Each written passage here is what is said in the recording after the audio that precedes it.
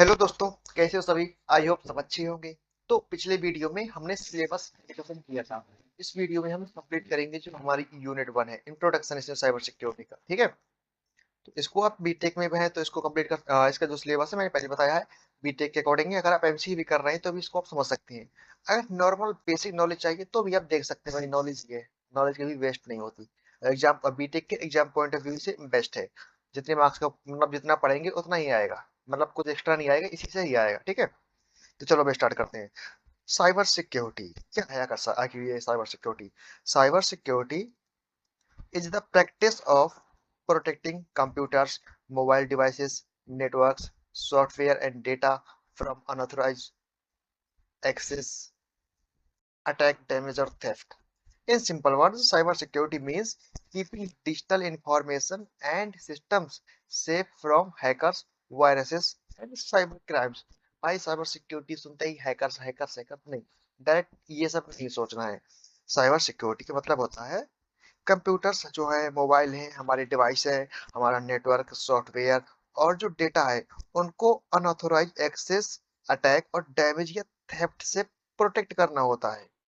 सीधी भाषा में हम समझे, जब हम अपनी डिजिटल इंफॉर्मेशन और सिस्टम को हैकर्स, वायरसेस और साइबर क्राइम से सेफ रखते हैं तो उसे ही साइबर सिक्योरिटी कहते हैं। आज के डिजिटल वर्ल्ड में ऑलमोस्ट हर काम ऑनलाइन होता है, जैसे बैंकिंग, शॉपिंग, कम्युनिकेशन और स्टडी। इसलिए साइबर सिक्योरिटी बहुत इंपॉर्टेंट हो गई है। तो इसी में हम सब उसी के बारे में ही पढ़ेंगे, इसमें इंट्रोडक्शन ही है, सब कुछ पढ़ेंगे उसके बारे में। Why cyber security is important. Cyber security क्यों इम्पोर्टेंट भाई, इम्पोर्टेंट पता ही इम्पोर्टेंट है, लेकिन क्यों इम्पोर्टेंट है। पर्सनल डेटा, यार देखो हमारे पासवर्ड है, फोटोज होते हैं हमारे पर्सनल, पर्सनल फोटोज और बैंक डिटेल्स, ये सब, इनको हम, ये हमारा पर्सनल डेटा होता है, इसको भाई हमें प्रोटेक्ट करना है। ठीक है, बिजनेस डेटा प्रोटेक्ट करना है। हम बिजनेस कर रहे हैं, हमारे कस्टमर का डेटा है उसमें, जो कस्टमर का रिकॉर्ड है, कंपनी के इंपॉर्टेंट फाइल्स हैं, कंपनी की रेसिपीज वगैरह होती है, उन सबको जो वही बिजनेस डेटा में आता है, इनको प्रोटेक्ट करना। Government systems, confidential and national security data, ये तो भाई बहुत जरूरी है। टाइम टाइम पे कुछ गद्दार होते हैं जो इसको लीक करते हैं। Online transactions, UPI, net banking, card payment, इनको भी प्रोटेक्ट करना, ये सब चीजें। ठीक है, personal data, business data, government systems, online transactions, इन सबको प्रोटेक्ट करना होता है साइबर सिक्योरिटी मतलब इंपॉर्टेंस। ठीक है, अब साइबर क्राइम क्या होता है, हम पढ़ेंगे साइबर क्राइम। साइबर क्राइम होता है, cyber crimes refers to any illegal activity that is performed using a computer network, internet or digital device. It include crimes such as stealing data, hacking systems, online fraud, identity theft, or spreading malicious software. In simple words, when a computer or internet is used to commit a crime, it is called cyber crime. Cyber crime can target individual, organizations, bank and government system. Cyber crime का मतलब होता है कोई भी illegal illegal activity जो computer network, internet, digital device की help से की जाए। जब कंप्यूटर या इंटरनेट का यूज करके कोई भी क्राइम जिसमें कंप्यूटर और इंटरनेट का यूज हुआ है, वो हमारा कहलाएगा साइबर क्राइम। जैसे डेटा चोरी करना, सिस्टम हैक करना, ऑनलाइन फ्रॉड, मैलिशियस सॉफ्टवेयर डालना। साइबर क्राइम किसी भी टारगेट हो सकता है भाई, देखो ये सब हमारे इंडिविजुअल, आप भी हो सकते हैं, मैं भी हो सकता हूँ, ऑर्गेनाइजेशन तो होती ही रहती हैं, बैंक्स भी होते हैं एंड गवर्नमेंट सिस्टम, इन सबको हमें साइबर सिक्योरिटी, इन सबको हमें प्रोटेक्ट करना होता है। इनके प्रोटेक्ट कैसे करना हम ये भी पढ़ेंगे। ठीक है, type of types of attack, prevention, prevalent in cyber crime. देखो जो हमारे साइबर क्राइम में कौन कौन से अटैक होते हैं उनको देखेंगे। पहला आता है हैकिंग। आपने सोचा साइबर क्राइम सिर्फ हैकिंग की, नहीं भाई। हैकिंग यार डायरेक्ट नहीं बोल सकते, अगर आप टेक्निकल बंदे हैं आप कहेंगे हैकिंग नहीं यार, नहीं अच्छा लगेगा। हैकिंग क्या है, हैकिंग होता है जब कोई पर्सनल पर्सन बिना परमिशन किसी कंप्यूटर सिस्टम या नेटवर्क में एक्सेस करता है, उसे हैकिंग कहते हैं। इसका पर्पस हो सकता है डेटा स्टील करना, डेटा मॉडिफाई करना, डेटा डिस्ट्रॉय करना। इसका एक डायग्राम बना होगा, ठीक है। ये इतने सारे, ये देखो मैं बता रहा हूँ उनको। Fishing, malware attack, ransomware attack, DDoS attack, identity theft, website defacement. तो इसको ना जैसे डायग्राम बनाया मैं इसमें एक एक करके आपको समझा दे रहा हूँ। एग्जाम पॉइंट ऑफ व्यू से मैंने वहाँ पे लिखा हुआ, वो आप पढ़ना, ठीक है। मैं इसको सिंपल भाषा में समझाऊंगा, समझ में आना ज्यादा जरूरी है। हैकिंग क्या है, जब कोई पर्सन बिना परमिशन किसी कंप्यूटर सिस्टम या नेटवर्क में एक्सेस करता है उसे हैकिंग कहते हैं। और ये क्यों की जाती है? किसी का डाटा चोरी करने के लिए, किसी का डेटा मॉडिफाई करने के लिए, डेटा डिस्ट्रॉय करने के लिए। कोई हैकर्स होते हैं भाई हमें डेटा बर्बाद करना है इसका, हैक कर दो।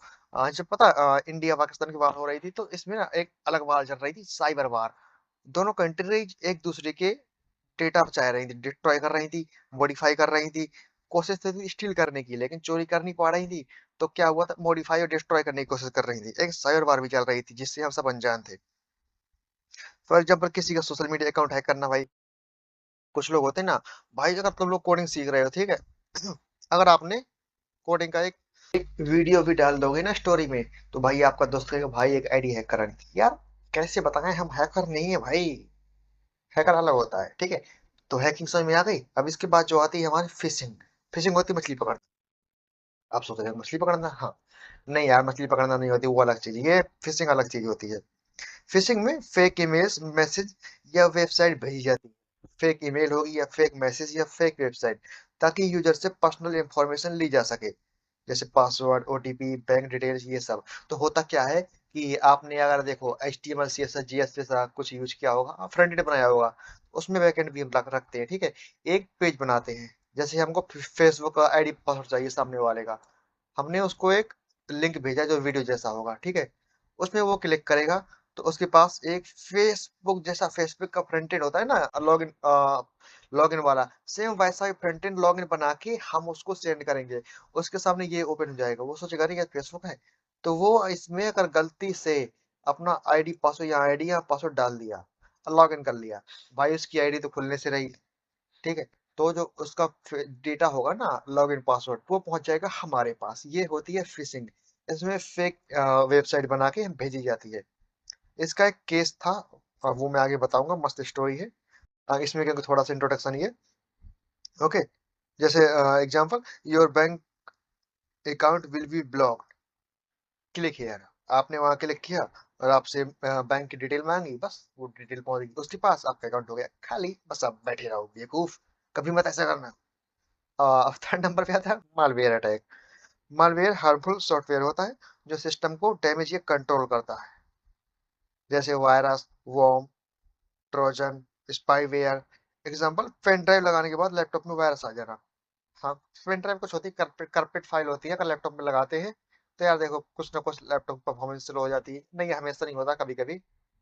और ये सब जो हमारे वायरस, वॉर्म, ट्रोजन, स्पाईवेयर, इनको आगे पढ़ेंगे डिटेल में, ठीक है। ये मालवेयर अटैक होता है, कुछ हार्मफुल फाइल इंजेक्ट कर देना हमारे लैपटॉप डिवाइस में और उसको फिर कंट्रोल करना। तो पता है क्या होता है, जब आप कोई जेन्युइन एप्लीकेशन में डाउनलोड करते हैं, तो वो लोग क्या करते हैं, उसके साथ एक छोटी सी फाइल डाउनलोड करवाते हैं। मतलब कोई सभी नहीं करते, कुछ कुछ होते हैं वो कर देते हैं। वो क्या करती है, जो आपकी एक्टिविटी ट्रैक करती है। एक्टिविटी ट्रैक किस लिए करती है? आपको हैक करने के लिए नहीं, हमेशा हैक करने के लिए नहीं। समटाइम्स आपकी एक्टिविटी से ट्रैक की जा सकती है, ताकि आपको अच्छे एड सजेशन दे सके मार्केटिंग के लिए, ठीक है। अब आता है फोर, रैंसमवेयर अटैक। इस अटैक में फाइल्स को लॉक या इनक्रिप्ट कर दिया जाता है, फिर अटैक उन्हें अनलॉक करने के लिए मनी डिमांड करता है। ओ भाई, उसने भाई आपका जो सिस्टम था, फाइल थी, उसको इनक्रिप्ट कर दिया। अब जो अटैकर कहेगा भाई ठीक है मैं अनलॉक कर दूंगा, मुझे पैसा चाहिए तब करूंगा। बस यही होता है इसमें। जो अटैकर होगा, बहुत सारी कंपनीज होती हैं वो वायरस निकालने का काम करती हैं। यूएस जैसे कंट्रीज में बहुत सारे केस आते हैं, कंपनीज कहती हैं हम एंटीवायरस बनाते हैं, वायरस हटाते हैं, किसी का प्रॉब्लम आ जाती है। लेकिन कंपनी पहले उस कंपनी में अटैक कराती वायरस से, और फिर कहती है हम इसका, हमारे पास इसका इलाज है, और उसको निकाल के पैसा लेती है। इस तरह से काम चलता है भाई। फिर आता है डीडोस अटैक, फिर ट्रैफिक। क्या होता है ये डीडोस अटैक? इस अटैक में किसी वेबसाइट या सर्वर पर बहुत ज्यादा ट्रैफिक भेज दिया जाता है, जिससे वेबसाइट यूजर्स के लिए अनअवेलेबल हो जाती है। फॉर एग्जांपल, रिजल्ट वेबसाइट का अचानक डाउन हो जाना। देखिए, आप जब रिजल्ट निकालते हैं तो अचानक डाउन हो जाती है भाई, एक सारे सबके सब कूद पड़ते हैं, ठीक है। डीडोस अटैक, एक जगह से हैकर बैठा होगा, वो बहुत सारे डिवाइसेस को कंट्रोल कर रहा होगा, वो उन सबको आपकी साइट पे भेजेगा। तो क्या करता है, इसका एक इलाज होता है, जो हमारे सर्वर्स होते हैं उनमें ही आता है। क्या होता है कि अगर एक ही आईपी से बहुत सारे आ रहे हैं, तो भाई वो एक ही आईपी से आ रहे हैं तो वो ब्लॉक कर देता है। भाई एक ही आईपी से आ रहे हैं मतलब कुछ गड़बड़ है। लेकिन फिर आता है डीडोस अटैक। यार देखो इनको डिटेल में पढ़ेंगे, यहाँ पे अगर बताऊंगा तो वीडियो बहुत बड़ा हो जाएगा। आगे आएंगे ये सब, ठीक है। Website defacement, change content. अब ये क्या होता है भाई हमारा वेबसाइट डिफेसमेंट? जब कोई अटैकर वेबसाइट के कंटेंट को बिना परमिशन चेंज या डैमेज कर देता है, उसे वेबसाइट डिफेसमेंट कहते हैं। किसी की वेबसाइट है भाई, तुम उसमें एसक्यूएल इंजेक्शन से या कुछ भी करके जैसे तैसे घुस गए और तुमने उसको चेंज कर दिया, ये होता है वेबसाइट डिफेसमेंट। अब आता है आइडेंटिटी थेफ्ट। किसी पर्सन की पर्सनल इंफॉर्मेशन चुराकर उसका गलत यूज करना आइडेंटिटी थेफ्ट कहलाता है। जैसे Aadhaar details, bank account info, login credentials, इन सब का यूज करके उसका जो अकाउंट है हम यूज करें। अब आता origin of the word cyber crime. ये साइबर क्राइम, ये वर्ड आया कहाँ से? कहाँ से आया होगा? सब वहीं से आते हैं, पढ़े लिखे लोग जहाँ के, चोरी करने वाले। हाँ तो चलो यार, ये देखो, the word cyber crimes is form by combining two word cyber, derived from the Greek word. हर बार कुछ भी होता है ग्रीक वर्ड आ जाता है। कुबरेंटिस, meaning statesman, pilot, controller. In modern terms it refers to computers, internet, network, digital communication. ये वर्ड जो भाई ग्रीक वर्ड की कुबेरनेट से आया है, इतना याद कर लेना। इसका मीनिंग होता है statesman, pilot, controller. Modern terms में साइबर का रिलेशन होता है किससे, मतलब मॉडर्न टर्म्स में क्या कहते हैं? Computers, internet, networks, digital communication, ये मतलब होता है साइबर का, ठीक है। क्राइम क्या है? मीन्स एनी इनलीगल और unlawful act an activity that violets the law. Crime का मतलब कोई भी इलीगल या अनलॉफुल एक्ट, यानी ऐसा काम जो लॉ के अगेंस्ट हो। जो ऐसा काम जो लॉ के अगेंस्ट हो क्राइम कहते हैं। ऐसा काम जो लॉ के अगेंस्ट हो और कंप्यूटर्स, इंटरनेट, नेटवर्क और डिजिटल कम्युनिकेशन का यूज करता हो, साइबर क्राइम। इंटरनेट और डिवाइस का यूज करे, साइबर क्राइम होगा। साइबर क्राइम इन दोनों को कंबाइन कर दिया। Cyber plus crime means illegal activities performed using digital systems. Digital system के द्वारा जो इलीगल एक्टिविटी परफॉर्म की जाती है, साइबर क्राइम कहलाती है। सीधी सी इन्फॉर्मेशन है यार, इतना तो याद ही करोगे। रिलेटेड टू, ये याद कर लेना आता भी है, ठीक है। Related to crimes done through computers, internet, mobile devices, networks. अब इसमें एग्जांपल लेते हैं, ऊपर बताया मैंने क्या क्या हो सकते हैं। Hacking, fishing, online fraud, identity theft, malware attack. Difference between cyber crime and traditional crime. क्या होता है भाई इनमें? ट्रेडिशनल क्राइम क्या है? वो जो भैया जो चोरी करने गया, दरवाजा अपने आप बंद हो गया, चोर पकड़ा गया। Aspect, nature of crime committed using digital technology and internet. ये डिजिटल टेक्नोलॉजी यूज करते हैं इंटरनेट का। ये भाई फिजिकल मीन्स होते हैं आपके, उन्होंने कट्टा लगा दिया और आपका निकालो पैसे, विदाउट डिजिटल टेक्नोलॉजी। ठीक है, ये भी बिहार वाली होगी, इसमें तो समझते होगे। Location occurs in virtual space often global। Virtual space जो स्पेस होता ही नहीं, जैसे इंटरनेट से जो हैकिंग होती है, क्या यार कोई फिजिकल स्पेस होता है? नहीं यार, वो वर्चुअल स्पेस ही होता है। occurs in physical location such as streets, homes, offices, यहाँ पे होती है। Use computers, mobile devices, network and online platform. ये क्या यूज करते हैं? यूज फिजिकल एक्शन, वेपन्स और face to face interaction. Digital evidence such as log IP. इसकी एविडेंस भाई देखना, आईपी एड्रेस आपका, browsing history, data trails. Physical evidence touch, fingerprints, DNA, CCTV footage. ये सब भाई ट्रेडिशनल क्राइम में मिलते हैं। इन सबसे पता लगाया जाता है क्रिमिनल का। इन सबसे सभी क्रिमिनल पकड़े जाते हैं। Can target victim anywhere in the world. भाई एक जगह बैठे बैठे किसी को भी टारगेट कर सकते हैं। मोस्टली लोकल और रीजनल लिमिटेड भाई geography। भाई ये लिमिटेड होता है कि आप जहाँ पे हैं वहीं पे ही कर जाएंगे, यहाँ से बैठे बैठे मंत्र मार के अमेरिका तो कुछ कर नहीं पाएंगे, ठीक है। ये सारे क्राइम्स है, hacking, fishing, online fraud, identity theft. और ट्रेडिशनल क्राइम क्या है? थेफ्ट, रॉबरी, असॉल्ट, मुर्गरी, ठीक है। ये सब हमारे ट्रेडिशनल क्राइम है। ये देख रहे हो आप, उसी का डायग्राम बनाया है, एक बार देख लेना। अब आते ही हमारा जो टॉपिक है, network secure information, sorry information security, network security नहीं। अब ये क्या है भाई information security? Information security means protecting information and data from unauthorised access, misuse, disclosure, modification और destruction. Its mean purpose is to keep information safe, accurate and available any whenever required.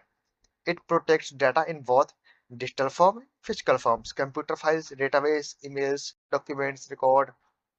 Files. Information security सीधा सा मतलब है information और data को unauthorized access से, misuse और disclosure, modification या डिस्ट्रक्शन से प्रोटेक्ट करना। जो आपका डेटा सीधा सा मतलब समझो उसको प्रोटेक्ट करना। किस तरह से? मॉडिफिकेशन ना कोई कर पाए, कोई डिस्ट्रॉय ना कर पाए, कोई उसका मिसयूज ना कर पाए। सिंपल वर्ड्स में इसका मेन पर्पज होता है इंफॉर्मेशन को सेफ, एक्यूरेट और अवेलेबल रखना जब भी जरूरत हो। ये डेटा को दो फॉर्म्स में प्रोटेक्ट करती है। डिजिटल फॉर्म्स में हमारे कंप्यूटर फाइल्स को, डेटाबेस को, इमेज को प्रोटेक्ट करती है। फिजिकल फॉर्म में डॉक्यूमेंट्स, रिकॉर्ड फाइल्स, इन सब। Okay. Key aspects of information security. Confidentiality, ensure that information is accessed only by authorised user. हमारी इंफॉर्मेशन है सिर्फ ऑथराइज्ड यूजर द्वारा एक्सेस हो, कोई अनऑथराइज्ड यूजर नहीं। For example password protected files, जैसे आपकी पर्सनल फाइल्स, और सिर्फ पासवर्ड डालने के बाद ही ओपन हो, ये नहीं कि भाई कोई भी ओपन करे या देखने लगे। ओके। तो अब इसके बाद आता है इंटेग्रिटी। इंटेग्रिटी का मतलब होता है डेटा एक्यूरेट और अनचेंज्ड रहे। जब तक कोई अनऑथराइज पर्सन उसे मॉडिफाई न करे, जब तक उसमें कोई चेंज नहीं होना चाहिए। भाई देखो, जब ऑथराइज है जिसके पास एक्सेस होगा, अगर वो चेंज करे तब तो ठीक है, नहीं तो वो डेटा वैसा ही रहे जैसे हमने सेव किया था और कुछ नहीं। तो बैंक ट्रांजेक्शन रिकॉर्ड, अगर किसी ट्रांजेक्शन अमाउंट को अनऑथराइज पर्सन बदल दे तो यह इंटीग्रिटी वायलेशन होगा। भाई अपने 10,000 भेजे, ठीक है, अनऑथराइज एक्सेस, कुछ भी उसमें बैक एंड में जाके 1 लाख कर दे, तो भाई ये इंटीग्रेशन वायलेशन में आएगा, हमारी इंटीग्रेट वायलेट हो गई। अवेलेबिलिटी, अवेलेबिलिटी मतलब है कि इंफॉर्मेशन जब जरूरत हो तब अवेलेबल होनी चाहिए, कोई इंटरप्शन नहीं होना चाहिए। अगर इंटरप्शन आ रहा है तो भाई आपकी परफॉर्मेंस बहुत स्लो है, फिर कस्टमर आपको बुरा भला कहेंगे, नहीं चलेगा। हमेशा डाटा अवेलेबल होना चाहिए। वेबसाइट सर्वर हमेशा एक्सेसिबल रहना चाहिए, जैसे online exam, portal exam, time पर डाउन नहीं होना चाहिए। ठीक है, ये हमारी अवेलेबिलिटी हो गई। इसके बाद आता है सिक्योरिटी मेजर। सिक्योरिटी मेजर्स क्या होते हैं? Common measures used in information security. देखो भाई, इनक्रिप्शन। इनक्रिप्शन ये होता है जो फाइल एक्चुअल में सेंड गई, डेटा एक्चुअल में सेंड किया गया है, कोई अनऑथराइज्ड यूजर देखे तो उसको एक्चुअल में ना दिखे, जो एक्चुअल भेजा गया है उसको कुछ और दिखे। ये भी बताएंगे आगे भाई डिटेल में, ऐसे तो समझ में नहीं आ रहा होगा। फायरवॉल्स प्रोटेक्शन के लिए होती है, एंटीवायरस प्रोटेक्शन के लिए होता है। एक्सेस कंट्रोल, एक्सेस देना भाई जिसको ऑथराइज हो उसी के पास कंट्रोल रहे। मल्टी फैक्टर ऑथेंटिकेशन, ये देखो आप जितने बैंक्स वाली एप्लीकेशन होती हैं उसमें ये होता है मल्टी फैक्टर ऑथेंटिकेशन। ये नहीं कि सिर्फ आपने एक पासवर्ड डाला आपका बैंक एक्सेस हो, नहीं भाई, बैंक वाले एक्स्ट्रा सिक्योरिटी रखते हैं भाई, पैसे का मामला होता है, देखना पड़ता है। बैकअप सिस्टम, हाँ, बैकअप भी रखने के लिए होता है, बैकअप भी होता है, और ये हमारी जो है सिक्योरिटी मीडिया में बैकअप सिस्टम, बैकअप भी होना चाहिए। अगर आपके पास बैकअप नहीं है तो भाई आपके रिलायबिलिटी अच्छी नहीं होगी, कभी डाटा करप्ट हो जाए, डेटा कोई डिस्ट्रॉय कर दे, फिर आपके तो सारे कस्टमर का डेटा जो कस्टमर के लिए इंपॉर्टेंट थी, कस्टमर की सर्विस सब चली जाएंगी। नहीं, ऐसा नहीं होना चाहिए। अब आया role in prevention of cyber crime. Cyber crime जो कैसे रोकना है भाई, कैसे रोकना है, हमें बस बेवकूफी नहीं करनी, रुक जाएगा, चलो फिर भी पढ़ लेते हैं। डेटा प्रोटेक्शन, सेंसिटिव इंफॉर्मेशन को हैकर्स और अनऑथराइज्ड यूजर से प्रोटेक्ट करती है। जो हमारी सेंसिटिव इंफॉर्मेशन होती है उनको हैकर्स और अनऑथराइज्ड यूजर से प्रोटेक्ट करती है। इस तरह से जो हमारा डेटा है वो प्रोटेक्ट होना चाहिए, सेंसिटिव डेटा, पासवर्ड वगैरह। ठीक है। प्रिवेंट्स डेटा थेफ्ट, एन्क्रिप्शन और स्ट्रॉन्ग पासवर्ड आइडेंटिटी थेफ्ट और फ्रॉड के चांस को कम करते हैं। जो prevents data theft, encryption and password reduce chance of identity theft and fraud, इनके चांस को बहुत कम करती है डेटा थेफ्ट जो होता है। स्टॉप अनऑथराइज्ड एक्सेस, और जो हमारा अनऑथराइज्ड एक्सेस है, authentication methods like OTP and two factor authentication prevent hacking. Authentication method जैसे ये जो होते हैं हैकिंग को रोकने में हेल्प करते हैं। ये सब हम रोल पढ़ रहे हैं, किस तरह से वो रोल साइबर क्राइम को प्रिवेंशन में हेल्प करते हैं। कौन कौन से? स्टॉप अनऑथराइज्ड एक्सेस, और ये है protect system availability, security measure DDoS जैसे अटैक को प्रिवेंट करने में हेल्प करते हैं ताकि वेबसाइट सिस्टम अवेलेबल रहे। Reduce vulnerabilities, regular update and patching, remove systems weakness that cyber criminals में एक्सप्लॉइट। रेगुलर अपडेट और पैचिंग सिस्टम की वीकनेस को रिमूव करते हैं, क्योंकि साइबर क्रिमिनल्स अक्सर आउटडेटेड सिस्टम को टारगेट करते हैं। अगर आप आउटडेटेड सिस्टम चला रहे हैं तो जैसे कि विंडो 7 या 10, हाँ में शायद आई थिंक अपडेट आने बंद हो गए, कोई भी सिक्योरिटी अपडेट नहीं हो रही है, तो यार इसमें जो हैकर सब टारगेट कर सकते हैं इन चीजों को। ठीक है। What are cyber criminals, what are their types. कौन होते हैं ये साइबर क्रिमिनल्स? वही जिनका प्लेसमेंट लगता कौन होते हैं हम देखते हैं। साइबर क्रिमिनल्स, साइबर क्रिमिनल्स ऐसे इंडिविजुअल या ग्रुप होते हैं जो टेक्नोलॉजी और इंटरनेट का यूज करके इलीगल एक्टिविटीज परफॉर्म करते हैं। ये लोग क्या करते हैं, कंप्यूटर सिस्टम, नेटवर्क और ऑनलाइन प्लेटफॉर्म की वल्नरेबिलिटीज का फायदा उठाते हैं। इनके मोटिव क्या क्या हो सकते हैं भाई? Financial gain, political reasons, revenge, personal vendetta. Revenge तो भाई शायद, चलो कौन कौन cyber criminals? Cyber criminals are individual और group who engage in illegal activities in digital realm. मैंने भी यही बताया आपको जो इसमें लिखा हुआ है। उनके क्या क्या मोटिव क्या हो सकते हैं? फाइनेंशियल गेन, पॉलिटिकल रीजन और पर्सनल वेंडेटा मतलब रिवेंज, वही था। ठीक है, साइबर क्रिमिनल्स, ये उनके बारे में डेफिनेशन हो गई। अब हम जो पढ़ेंगे इंपॉर्टेंट है, देखो डेफिनेशन भी आएगी साइबर क्रिमिनल्स के बारे में, ये भी पढ़ लेना सही से। एंड अब जो हम देखेंगे क्लासिफिकेशन ऑफ साइबर क्रिमिनल्स, ये देखो इतने सारे होते हैं। Need recognition, dot need recognition, insiders. इन सब की मैंने डेफिनेशन जो है इसमें लिख दी है। लेकिन देखो डेफिनेशन से अच्छा मैं आपको इस डायग्राम की हेल्प से समझाता हूँ, आपको ज्यादा अच्छे से समझ आएगा, एक एक करके चीज कवर हो जाएगी। ठीक है, क्योंकि ये आपके पढ़ने के लिए, इसको आपको पढ़ना है, एग्जाम में लिखने के लिए है। लेकिन मैं यहाँ पे आपको समझाऊंगा ताकि आपको समझ में आए, आप एग्जाम में लिख सकें। पहले आते हैं हमारे कौन से? टाइप 1। ये हंग्री होते हैं भाई, cyber criminals hungry for recognisation. इनको भाई रिकॉग्निशन चाहिए, वो अटैक करने के लिए। जो मेन व्यक्ति इनको रिकॉग्नाइजेशन चाहते हैं मजे के लिए। फिर कौन कौन से आते हैं? Hobby hackers. ये लोग हैकिंग को हॉबी या थ्रिल के लिए करते हैं। इनका पर्पज हमेशा फाइनेंशियल गेन नहीं होता, लेकिन फिर भी डैमेज कर सकते हैं। अपनी हॉबी के लिए करते हैं भाई, जब इनका मन होता है कि मैं बैठा हूँ और एक काम करता हूँ, इस कॉलेज की वेबसाइट को डाउन कर देता हूँ, इस कॉलेज की वेबसाइट में कुछ चेंज कर देता हूँ, ये सब। आईटी प्रोफेशनल्स, ये स्किल्ड प्रोफेशनल्स होते हैं जो लोगों को मैनु मतलब जो मैनिपुलेट करते हैं। फॉर एग्जांपल फेक कॉल करके ओटीपी पूछना। आईटी प्रोफेशनल्स जो होते हैं, इसमें सोशल इंजीनियरिंग, इसको इसे सोशल इंजीनियरिंग कहते हैं। ये नोएडा में मैंने कुछ टाइम पहले जॉब की थी, तो वहां पे यार देखो लोन वोन वगैरह के लिए यार, क्रेडिट कार्ड के लिए कुछ लोग ये सब करते हैं, कॉल वॉल करके ओटीपी मांगते हैं। आईटी प्रोफेशनल्स जो होते हैं उनको पता होता है कैसे क्या करना है, कैसे सिस्टम काम करता है, कैसे क्या काम करता है। पॉलिटिकली मोटिवेटेड हैकर, ये हैकर्स पॉलिटिकल कॉजेस के लिए अटैक करते हैं। गवर्नमेंट वेबसाइट हैक करना, कॉन्फिडेंशियल इंफॉर्मेशन लीक करना, ये सब। टेररिस्ट ऑर्गेनाइजेशन, कुछ टेररिस्ट ग्रुप साइबर अटैक्स का यूज करते हैं प्रोपागेंडा स्प्रेड करने के लिए, मेंबर्स रिक्रूट करने के लिए, इंफ्रास्ट्रक्चर डिस्टर्ब करने के लिए। ठीक है, बाकी होते हैं जिनको नीड रिकॉग्निशन चाहिए होती है, हमें लोग पहचाने, हमें फेम चाहिए। फिर आते हैं cyber criminals not interested in recognition, जिनको भाई हमें नहीं चाहिए बस। जिनको भाई बहुत अच्छे होते हैं, कुछ लोग बहुत अच्छे होते हैं। कुछ टाइम पहले पता नहीं किसी एक हैकर्स ग्रुप ने इंडिया से बहुत सारी वो वाली वेबसाइट हटा दी थी, बहुत सारी, थाउजेंड्स में हटा दी। फिर भी नहीं, सामने नहीं आया था किसने किए, बहुत अच्छा काम किया था। ठीक है, इसमें कौन कौन से आते हैं? साइकोलॉजिकल परवर्ट्स, ये लोग इमोशन हार्म पहुंचाने के लिए एक्टिविटीज करते हैं, जैसे cyber bullying, harassment, online stalking.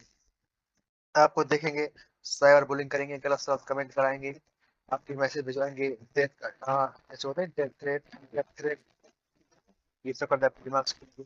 आपको वीडियो करके या वो फैलाएंगे, भेजेंगे, आपको चेक करेंगे, हेरासमेंट, ये सब चीजें साइकोलॉजिकल डेरिवेटिव्स होते हैं। और फिर आता है मोटिवेटेड हैकर्स, इनका मेन पर्पज मनी अर्न करना होता है। ये टारगेट करते हैं बिजनेसेस, बैंक्स, जो आपको भी कर सकते हैं। ये एक्टिविटी होती है आइडेंटिटी थेफ्ट, मनी फ्रॉड। ठीक है, अब आते हैं स्टेट स्पॉन्सर्ड हैकर। कुछ गवर्नमेंट भी साइबर एस्पियोनेज के या साइबर वॉरफेयर में इन्वॉल्व होती हैं। इनका टारगेट हो सकता है other nation, government systems, critical infrastructure, भाई क्या हुआ था अभी अमेरिका ने सॉरी अभी जब अमेरिका ने उसको उठाया था वेनेजुएला के प्रेसिडेंट, तो यार उनका जो इलेक्ट्रिसिटी मैनेज कंट्रोल करने वाला सिस्टम था उसको हैक कर लिया था और पूरे सिटी की जो इलेक्ट्रिसिटी थी वो शट डाउन कर दी थी। देन उसको उठाया था। एंड जब ईरान के सुप्रीम लीडर के साथ वो उनको जब मारा गया था तब भी यही हुआ था। इन्होंने कैमरा हैक कर लिए थे जहां भी वो निकलते थे जाते थे उस जगह के। एंड देन जब सब लोग मीटिंग कर रहे थे तब उन्होंने वहां अटैक कर दिया था। ये ऑर्गेनाइज्ड क्रिमिनल, ठीक है, तो अमेरिका के हैकर्स थे, उन्होंने हेल्प की थी इसमें।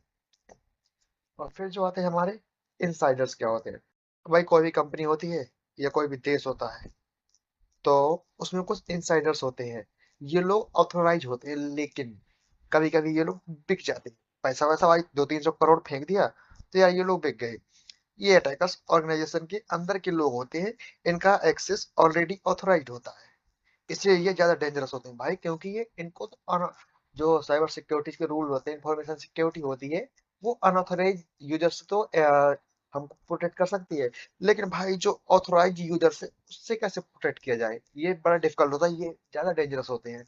आपकी कंट्री में ही, जो हमारी कंट्री है, हमारी कंट्री कई लोग पकड़े जाते हैं जो पाकिस्तान में अक्सर बेचते हुए, यहाँ की जो लोग इंफॉर्मेशन होती है, जैसे कि इसरो की इंफॉर्मेशन कुछ लोग भेज रहे थे, ब्रह्मोस मिसाइल जो हमारी थी उसको भी पकड़ा गया था, जो मिसाइल के ऐसा ही कुछ था, पकड़ा नहीं गया था, बस आरोप लगे थे ऐसा कुछ, ठीक है। और इसमें क्या क्या होते हैं?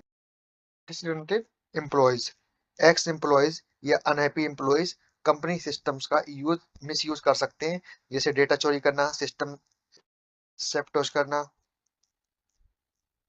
जो हमारा सिस्टम सेप्टोस कर सकते हैं ये लोग। आपको निकाल दिया जॉब से, आप गुस्सा हो गए, आपके पास ईमेल है, लॉगिन आईडी है, आपने ईमेल लॉगिन किया, तो क्या हुआ, मैं एक कंपनी थी, कंपनी में एक कस्टमर सपोर्ट का काम था। एक क्विक कॉमर्स की कंपनी थी, ठीक है, उसमें एक बंदा काम करता था। वो क्या करता था कि एम्प्लॉय की क्वेरी सुनता था, कुछ गड़बड़ होती थी तो एम्प्लॉयज को उनका रिफंड करता था, जैसे कि सामान उनके पास नहीं पहुंचा तो उसको जॉब से निकाल दिया गया। जॉब से निकाल दिया गया, जॉब से निकलने से पहले उसने बहुत सारे एम्प्लॉयज का जो रिफंड था अपने आप कर दिया, बिना उनकी क्वेरीज के, गुस्से में। ये होते हैं हमारे इनसाइडर्स, गुस्से में उसने कर दिया भाई, उसको निकाल दिया इसलिए। एक होते हैं कंप्यूटर स्पाइस, कभी कभी रिवल कंपनीज एम्प्लॉयज के थ्रू प्रोप्राइटरी इंफॉर्मेशन चोरी करवाती है, जैसे trade secrets, business plans, intellectual property. आप एक कंपनी में काम कर रहे हो, दूसरी कंपनी के एम्प्लॉय से कहा भाई मैं अपने यहाँ तुझे असिस्टेंट मैनेजर या मैनेजर बना दूंगा, इसके जो ये ट्रेड डील्स है और बिजनेस सीक्रेट्स है हमें बता देंगे। तो ठीक है, बता देगा। इनको कहते हैं कंप्यूटर स्पाइस, ये होते हैं इनसाइडर्स। ठीक है, आपको इस समझ में आ गया होगा, बहुत अच्छे से मैंने एक एक एग्जांपल दे के समझाया। ठीक है, ये लिखा भी हुआ है और यहाँ से पढ़ लेना, जो मैंने समझाया वो यही लिखा है और कुछ नहीं, अलग नहीं है इसमें कुछ। ठीक है, अब आता है क्लासिफिकेशन ऑफ साइबर क्राइम। वो साइबर क्रिमिनल थे कितने टाइप्स के होते हैं। अब ये साइबर क्राइम कितने टाइप्स के होते हैं, इसमें आएगा cyber crime against individual, cyber crime against property, cyber crime against organisation, cyber crime against society. ये हमारे सब लिखा हुआ है यहाँ पे, साइबर क्राइम अगेंस्ट इंडिविजुअल, इन सबको, ठीक है, यहाँ से आप पढ़ना। मैं समझाऊंगा आपको डायग्राम में एक एक करके, जो यहाँ पे लिखा हुआ वही समझाऊंगा, बस आप समझना, क्योंकि आप समझना ज्यादा जरूरी होता है। आप लिख तो एग्जाम में वैसे भी लिखते नहीं है जो आपने पढ़ा है, आप वो लिखते हैं जो आपने समझा है, तो आप यहाँ पे समझने का ही कोशिश करो। पहला था साइबर क्राइम अगेंस्ट इंडिविजुअल। इस टाइप में अटैक किसी इंडिविजुअल पर्सन को टारगेट करता है, जैसे मुझे आपको हैक करना है, तो ये आ जाएगा इंडिविजुअल। ईमेल स्पूफिंग, जब कोई cyber criminal fake sender address का यूज करके ईमेल भेजता है तो उसे ईमेल स्पूफिंग कहते हैं। सिंपल वर्ड्स में ईमेल ऐसा दिखता है जैसे किसी ट्रस्टेड पर्सन या कंपनी ने भेजा हो।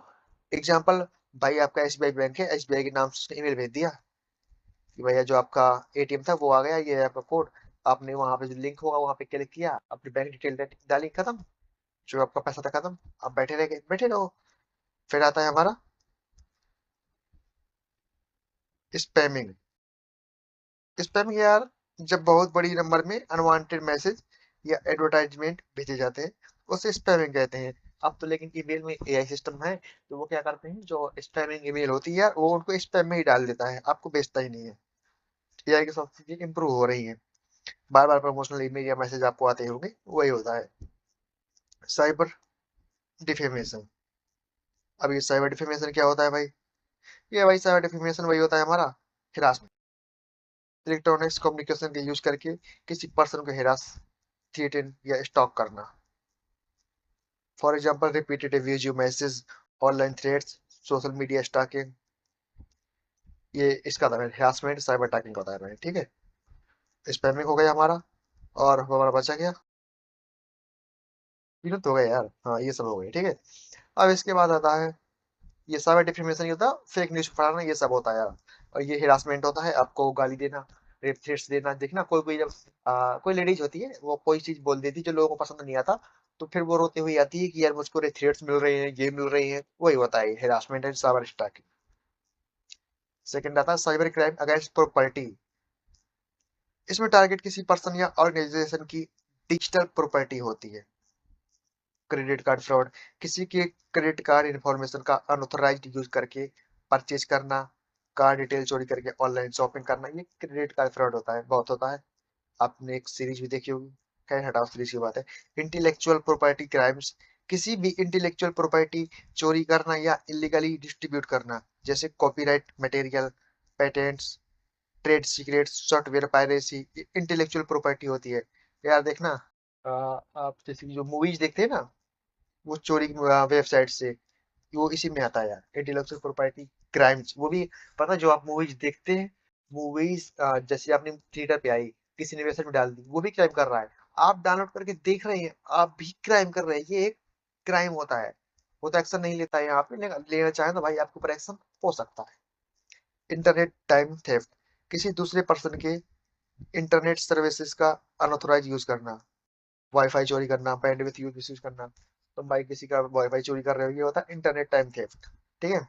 और जैसे कि कोई कोर्स होते हैं, कोर्स लॉन्च होते हैं टेलीग्राम में, आपको जो उनके जैसे कि फिजिक्स वाला कोर्स होते हैं, वो आपको वहाँ पे मिल रहे हैं कितने में, 5,000 में। टेलीग्राम में मिलते हैं आपको 1,000 में, वो भी होता है इंटेलेक्चुअल प्रॉपर्टी क्राइम्स। अब आता है cyber crime against organisation. Organisation इसमें, इस टाइप में अटैक बिजनेसेस, गवर्नमेंट सिस्टम या सोशल ऑर्गेनाइजेशन को टारगेट करते हैं। इसमें क्या क्या था, ईमेल बॉम्बिंग, यार बहुत सारी ईमेल भेजी जाती है आपको, ठीक है। और सलामी अटैक। सलामी अटैक क्या, ये जो सलामी अटैक होता है यार, इसमें क्या होता है, इसमें आपको देखना होगा, इसका नाम सलामी स्लाइस से आया है। जैसे सलामी के पतले पतले टुकड़े, जो सलामी होती है, टुकड़े टुकड़े पतले काटे जाते हैं, वैसे ही इस अटैक में बहुत छोटी अमाउंट, जैसे कि 10-20 पैसे हजारों बैंक अकाउंट से चुराई जाती है। यार देखो, आपके पास 10 करोड़ बैंक अकाउंट का पासवर्ड डेटा है, ये कैसे आता है? आपने कोई मोबाइल में ऐप डाउनलोड किया, उसने आपका बैंकिंग पासवर्ड चोरी किए और उस कंपनी को बेच दिए। वो कंपनी आपके बैंक से 10-20 पैसे निकालेगी, आपको कुछ फर्क नहीं पड़ेगा। लेकिन 20 करोड़ लोगों से 10-20 पैसे, कितना अमाउंट होता है, बहुत ज्यादा अमाउंट होता है। वो उसने चोरी कर ली। तो ये काम कैसे करेगा, एक बार में इतनी कम रकम कटती है, किसी को शक नहीं होता, लेकिन लाखों अकाउंट से मिलकर ये करोड़ में बन जाते हैं। एग्जाम्पल, बैंक इंटरेस्ट कैलकुलेट करके वक्त राउंड ऑफ की गई छोटी रकम को अपने अकाउंट में डाइवर्ट कर देना। इस तरह से काम करता है भाई ये। ठीक है, बहुत ये पहले होता था, अब तो शायद हो भी सकता है, लेकिन पहले कई बार ऐसा हुआ है, एप्स के जरिए डेटा चोरी हुआ है और उन्होंने करोड़ों कमाए। ये हर महीने 10-10 से 20-20 पैसे निकालते हैं करोड़ों अकाउंट से, तो उनकी बिलियंस में इनकम हो जाती थी, लेकिन कई पकड़े गए हैं। फिर जो हमारा आता है ये लॉजिक बॉम्ब। क्या है ये लॉजिक बॉम्ब? ये एक ऐसा मेलिशियस कोड होता है जो किसी सिस्टम में चुपचाप बैठा रहता है और तभी फटता है, मतलब एक्टिवेट होता है जब कोई खास कंडीशन पूरी होती है। कैसे काम करता है ये? कंडीशन कोई खास डेट की हो सकती है, जैसे फ्राइडे हो गया, या कोई एक्शन, जैसे किसी एम्प्लॉय का पेरोल से हटाना। जैसे आपने किसी पेरोल से हटाया, ठीक है, पेरोल से हटाया, लेकिन जब आप सैलरी डालेंगे तो उसके पास पहुंच जाएगी, लॉजिक बम, टाइम बम बोलते हैं। अब ये क्या भाई, हमारा वर्जन हो टाटा डेली, ये नॉर्मल टॉपिक है। वैसे इन टॉपिक्स को यार ये तो इनके अंदर आती है कि इसमें ही लेकिन हाँ ठीक है, भी पढ़ लो यार, पढ़ने में क्या जाता है, नॉलेज जितना मिले उतना अच्छा। जो ट्रोजन हॉर्स होता है, ये नाम पुरानी जो ग्रीक कहानी से आया है। ये एक ऐसा सॉफ्टवेयर है जो बाहर से देखने में यूजफुल और सेफ लगता है, जैसे कोई गेम या फ्री एंटीवायरस, लेकिन अंदर वायरस छुपा होता है। तो हमारा ट्रोजन डेटा डेडली, इसका मतलब है कंप्यूटर डेटा को बदल देना। कैसे काम करता है कि कंप्यूटर हैक करने से ज्यादा इंसानी चालाकी है। जब डेटा सिस्टम में जा रहा होता है तभी उसे चेंज कर दिया जाता है, ताकि बाद में आउटपुट होता है। ठीक, ये हमारे ये हो गए। और इसके बाद हमारे आते हैं साइबर क्राइम अगेंस्ट सोसाइटी। वही सोसाइटी, सोसाइटी के बारे में पढ़ते हैं अब हम। लेकिन देखना इसके जो टाइप्स होंगे ना यहाँ पे कुछ अलग होंगे, इनको यार देख लेना। मैंने जो आपको मेन मेन थे वो आपको बताए हैं। जैसे क्रेडिट कार्ड फ्रॉड ये बता दिया था, पासवर्ड स्टिफिंग, वायरस अटैक, फॉर्जरी। हाँ ये तो इसमें आते हैं फॉर्जरी वगैरह, इसको भी देख। अब ये फॉर्जरी क्या है? डिजिटल टूल्स जैसे कंप्यूटर्स और स्कैनर्स का यूज करके फेक डॉक्यूमेंट बनाना फॉर्जरी कहलाता है। फेक सर्टिफिकेट्स दे देना, fake currency notes, fake legal document. आप भी फेक एक्सपीरियंस लेटर बना के जॉब पाते हैं, वो भी फॉर्जरी आता है भाई। साइबर टेररिज्म, जब टेररिस्ट ग्रुप साइबर अटैक्स का यूज करके क्रिटिकल इंफ्रास्ट्रक्चर को डिस्टर्ब करते हैं, साइबर टेररिज्म कहलाता है। इलेक्ट्रिसिटी सिस्टम, जो भाई अमेरिका ने किया था वेनेजुएला के साथ। ट्रांसपोर्ट सिस्टम, जो आपका ट्रांसपोर्ट सिस्टम है। गवर्नमेंट नेटवर्क्स, इनको हैक करना। फिर आता है वेब जैकिंग, किसी भी वेबसाइट का अनऑथराइज कंट्रोल ले लेना, जैसे लॉगिन क्रेडेंशियल चोरी करना, वेबसाइट कंटेंट चेंज करना, वेबसाइट को इनएक्सेसिबल बनाना। ये था हमारा वेब जैकिंग है। ये यार साइबर क्राइम्स के टाइप भी हो गए। ठीक है, ये अपने अच्छे से कवर कर लिए। अब क्या आता है? Impact of cyber crimes. Cyber crimes का इम्पैक्ट बहुत वाइड होता है। ये अफेक्ट कर सकते हैं individual, property, organisation, government system, किसी को भी। ठीक है, किसी को भी। जैसे कि हमारे इंडिविजुअल है, ये प्रॉपर्टी है, ये ऑर्गेनाइजेशन है, गवर्नमेंट सिस्टम है। इम्पैक्ट ऑन इंडिविजुअल पढ़ते हैं हम। ऑनलाइन फ्रॉड्स और स्कैम्स की वजह से मनी लॉस हो सकता है। Bank scams, identity theft, online fraud, इन सबको देखना। मैं लिखा भी है सेम चीज, मैं आपको यहाँ पे देता हूँ, आप लिखा हुआ।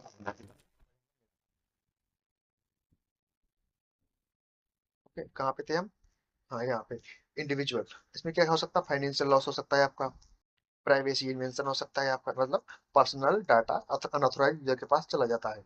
आइडेंटिटी थेफ्ट हो सकता है। इमोशनल डिस्ट्रेस हो सकता है।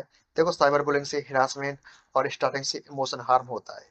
स्ट्रेस, फियर, मेंटल प्रेशर, जैसे कि यार इस टाइम पे वीडियोज वगैरह जैसे कि होते हैं, तो क्या हो जाता है कि वो लीक हो जाते हैं जैसे तैसे, तो फिर क्या उसमें एक ऑप्शन बचता है सुसाइड। नहीं, सुसाइड से किस लिए करते सुसाइड? क्योंकि स्ट्रेस, डिप्रेशन, वही होता है हमारा इमोशनल डिस्ट्रेस। लेकिन ऐसा नहीं करना चाहिए, बहुत सारे इसके प्लान्स होते हैं। गवर्नमेंट सपोर्ट करती है इन चीजों को, बहुत सारे आइडिया होते हैं सपोर्ट आने के। ठीक है, अब आता है इम्पैक्ट ऑन प्रॉपर्टी। ठीक है, इम्पैक्ट ऑफ सॉरी पढ़ रहे थे, इसमें आता है इम्पैक्ट ऑफ प्रॉपर्टी। इसमें क्या होता है? Data breach, ransomware. Ransomware means files lock या एन्क्रिप्ट हो जाती है और रैंसम डिमांड किया जाता है। Service disrupt, service disruption, important service बंद हो सकती है। इसमें जो हमारी इंपॉर्टेंट सर्विस वो बंद हो जाती है। वो सर्विसेज क्या हो सकती हैं? Websites, online banking, electricity system, transport system. तो ये आता है impact on government organisation. National security threat होता है भाई। गवर्नमेंट डेटाबेस, मिलिट्री सिस्टम और पुलिस रिकॉर्ड्स पर अटैक नेशनल सिक्योरिटी रिस्क बन जाता है। इकोनॉमिक लॉस, साइबर अटैक्स की वजह से ऑर्गेनाइजेशन को हैवी फाइनेंशियल लॉस होता है, जैसे down time, recovery cost, business loss. फिर आता है सिटीजन डेटा ब्रीच। हमारा सिटीजन डेटा लीक हो जाता है, जैसे आधार कार्ड की साइट है, उनका सर्वर है, किसी ने भाई एक्सेस कर लिया, जितना भी डेटा होगा आधार कार्ड का, कस्टमर डिटेल, इंफॉर्मेशन सब लीक हो जाती है। Intellectual property theft, important research और कॉन्फिडेंशियल डाटा चोरी हो सकता है, इसकी पेटेंट्स हो गए, रिसर्च पेपर्स हो गए, ट्रेड सीक्रेट्स हो गए। ओके, अब ये सब हो गए। अब इसके बाद पढ़ेंगे हम सर्वाइवल मंत्र फॉर नेटिजन्स 5P। बहुत इंपॉर्टेंट टॉपिक है, इसको भी अच्छे से पढ़ना है मुझे। ये सब मैंने यहाँ पे लिखा हुआ भाई, देखना जो बताया है सब वही लिखा हुआ है। अब हमको यही पढ़ना है, नेक्स्ट टॉपिक हमारा सर्वाइवल मंत्र फॉर नेटिजन्स 5P। हम ये पढ़ेंगे कौन कौन से हमारे 5 मंत्र है। 1 2 3 4 5 यही तो है। प्रिकॉशन, प्रोटेक्शन, प्रिजर्वेशन, प्रिजर्वेंस, ये है हमारे 5 P। ठीक है, यहाँ पे मैंने इनका लिखा हुआ जो मैं बताऊंगा, अभी आप समझो, यहाँ पे पढ़ना आपका काम है। ठीक है, मैं यहाँ पे आपको समझाता हूँ। प्रिकॉशन, प्रिकॉशन क्या होता है? प्रिकॉशन का मतलब होता है पहले से सावधानी रखना। ठीक है, यानी इंटरनेट यूज करते समय केयरफुल रहना। स्टेप्स क्या होंगे हमारे? इसको पर्सनल डिटेल शेयर ना करें। ठीक है भाई, सस्पिशियस लिंक्स पर क्लिक ना करें, वेबसाइट की ऑथेंटिसिटी चेक करें। पहले से चेक करने भाई जेन्युइन है कि नहीं है, कहीं ऐसा तो नहीं दिख रहा कि इसकी जो सॉकेट लेयर है वो ऑफ तो नहीं है, वो इसमें यूज हो रही कि नहीं हो रही। ठीक है, ये हमारा प्रिकॉशन होता है, ये सब हमें इसमें ध्यान देने होते हैं। फॉर एग्जाम्पल, अगर कोई अननोन लिंक व्हाट्सएप पर आए तो बिना चेक किए ओपन ना करें भाई, ऐसे ही नहीं कहीं भी ओपन कर लिया, नहीं करना चाहिए। प्रिवेंशन, प्रिवेंशन का मतलब होता है अटैक होने से पहले स्टेप लेना। अटैक होने से पहले स्टेप लिए जाते हैं, ये था कि ये सब करना नहीं है। और इसमें अटैक होने से पहले स्टेप लेना यानी प्रॉब्लम आने से पहले security strong banana. For for इसमें स्टेप क्या होंगे? सॉफ्टवेयर को रेगुलरली अपडेट करना, स्ट्रांग पासवर्ड यूज करना, टू फैक्टर ऑथेंटिकेशन यूज करना, पासवर्ड के साथ ओटीपी वेरिफिकेशन यूज करना, ये सब प्रिवेंशन होते हैं। अब प्रोटेक्शन, प्रोटेक्शन का मतलब होता है सिक्योरिटी टूल्स का यूज करके सिस्टम को सेफ रखना। ठीक, आप सिस्टम को सेफ भी रखना है, सेफ रखने के लिए हमें क्या है? प्रोटेक्शन। प्रोटेक्शन का मतलब होता है बताया भी सेफ रखना। तो इसमें क्या स्टेप होंगे? देखो, आप एंटीवायरस यूज कर सकते हैं, फायरवेल, वीपीएन, प्राइवेसी सेटिंग्स, इन सबको अच्छे से आपको मैनेज करनी होती है, आपका सिस्टम प्रोटेक्टर रहेगा। सिंपल समझो, ये टूल सिस्टम के लिए सिक्योरिटी शील्ड की तरह काम करते हैं। आपके ऊपर अटैक होगा लेकिन आप बच जाएंगे। प्रिजर्वेशन, इसमें क्या होता है? प्रिजर्वेशन का मतलब होता है डेटा को सेफ रखना, डेटा हमारा उसको सेफ रखना ताकि लॉस होने पर कवर किया जा सके, यानी हमेशा बैकअप मेंटेन करना। स्टेप्स, इंपॉर्टेंट बैकअप फाइल्स, मतलब जो इंपॉर्टेंट फाइल्स उनका बैकअप रखें, क्लाउड स्टोरेज यूज करें, एक्सटर्नल हार्ड डिस्क यूज करें। For example, important project files को गूगल ड्राइव या हार्ड ड्राइव में सेव रखें भाई, कभी अगर डेटा जाता है तो आप उनको फिर से यूज कर सकें।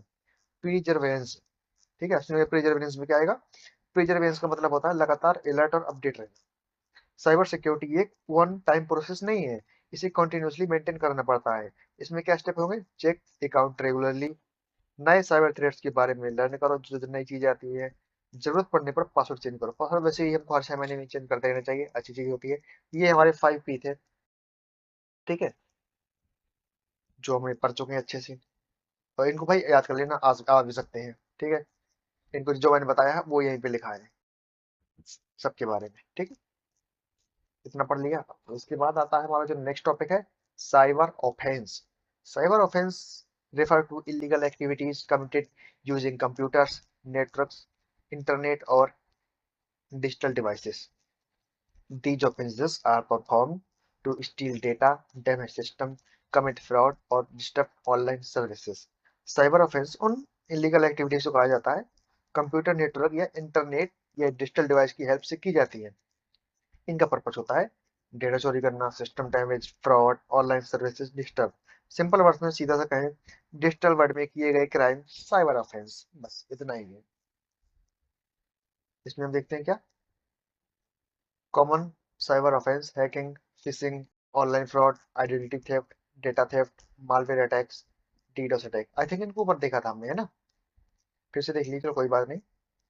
अब हम देखते हैं understanding the roles of hackers, crackers and phreakers. आपने हैकर सुना होगा लेकिन क्रैकर्स और फ्रीकर्स के बारे में नहीं सुना होगा। चलो यार, मैं बताता हूँ इनके बारे में क्या होते हैं। आखिर ये अलग अलग होते हैं, मतलब काम गलत ही करते हैं, सही भी करते हैं, लेकिन काम बताता हूँ। इस तीन टर्म में डिफरेंस होता है, कई बार इनको लोग सेम समझते हैं, नहीं यार सेम नहीं होते। हैकर, हैकर क्या करता है? हैकर ये पर्सन होता है जिसे कंप्यूटर्स, नेटवर्क्स और सॉफ्टवेयर सिस्टम की अच्छी नॉलेज होती है। इसका काम सिस्टम की कमजोरी यानी वल्नरेबिलिटीज ढूंढना। ये भाई सिस्टम जो वल्नरेबिलिटीज होती है, कमजोरी होती है, ढूंढता है। हैकर्स हमेशा गलत नहीं होता, अच्छे भी होते हैं। कुछ हैकर सिक्योरिटी इंप्रूव करने के लिए भी काम करते हैं और कुछ उनकी बात लगाने के लिए भी काम करते हैं। तो चलो अब हम हैकर्स के लिए एग्जांपल लेते हैं, मान लो एक कंपनी अपनी वेबसाइट की सिक्योरिटी टेस्ट करवाती है। एक एथिकल हैकर चेक करता है कि कोई वेबसाइट को हैक कर सकता है या नहीं। अगर उसे कोई वीकनेस मिलती है तो वो कंपनी को बताता है। इससे सिक्योरिटी इंप्रूव होती है। ठीक है, एग्जांपल वेबसाइट लॉगिन पेज में वीक पासवर्ड इशू फाइंड करना। भाई वो आके फाइंड करेगा, भाई आपका पासवर्ड बहुत वीक है, इसको सही कर लो। वो इंप्रूव करता है। और जो गंदा वाला हैकर होता है, बैड बॉय होता है, वो हैक करने की कोशिश करता है। वल्नरेबिलिटी एक आएगा, वो बताएगा आपकी इसमें वल्नरेबिलिटी है, इसको ठीक कर लो। ये अच्छा हैकर हो गया। एक होता है उसने वल्नरेबिलिटी ढूंढी और उसको हैक कर लिया। ये गंदा वाला हैकर, बैड हैकर्स। इसमें हैकर्स के टाइप्स होते हैं, मैं आपको दिखाता हूँ यहाँ।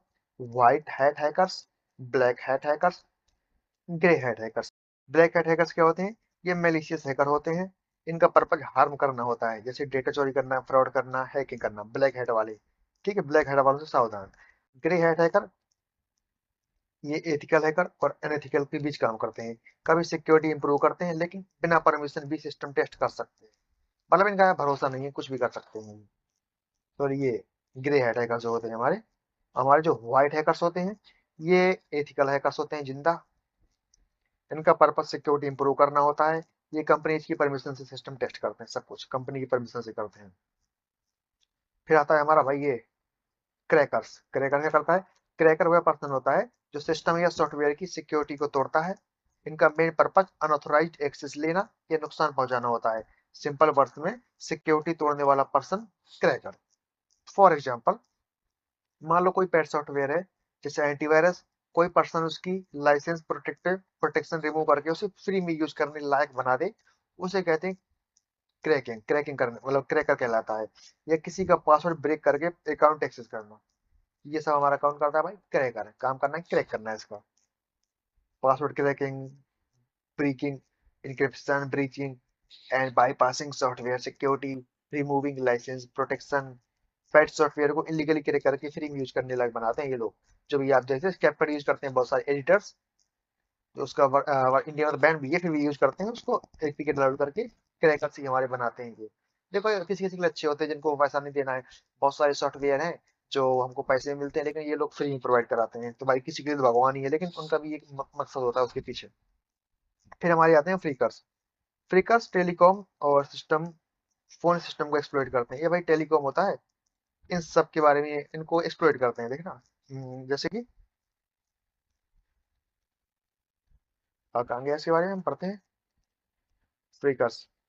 फ्रीकर्स are people who exploit telecommunication and telephone system. They manipulate phone network और unauthorized use. ये फोन नेटवर्क में मैनिपुलेशन करके अनऑथोराइज्ड यूज करते हैं। सिंपल वर्ड्स में, phone network hacking, freaking. Phone network को हैक करते हैं, वो फ्रीकर्स कहलाते हैं। मेकिंग फ्री कॉल, फ्री में कॉल करवाते हैं। बाईपास टेलीकॉम बिलिंग सिस्टम, भाई बिना बिल के ही हम पैसे नहीं देंगे, हम बात करेंगे, खूब यूज करेंगे। एक्सेसिंग फोन सर्विस इलीगली, ये सब फ्रीकर्स करता है हमारा।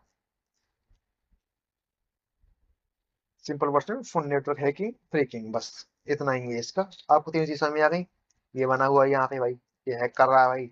फ्री कॉल्स चाहिए, bypassing telecom billing system. I hope यही समझ में आया होगा, कुछ ज्यादा नहीं था। हैकर्स, क्रैकर्स, फ्रीकर्स, तीनों में डिफरेंस हो गया। अब इसके बाद हम पढ़ते हैं life cycle of cyber attack. यार देखो, साइबर अटैक ऐसा थोड़ी होता है कोई चीज देखी अटैक कर, ना ना ना। उसके लिए प्रॉपर प्लानिंग लगती है। Cyber criminals usually plans attack in a step by step process to usually exploit the target system. Server system अचानक नहीं होता है सर्वर अटैक जो होता है, बल्कि अटैकर इसे स्टेप बाय स्टेप प्रोसेस में प्लान करता है। सिंपल वर्ड्स में समझो, जैसे कोई थीफ पहले घर की जानकारी लेता है। पहले वो फेरी वाला बन के आता है या बाबा बन के आता है।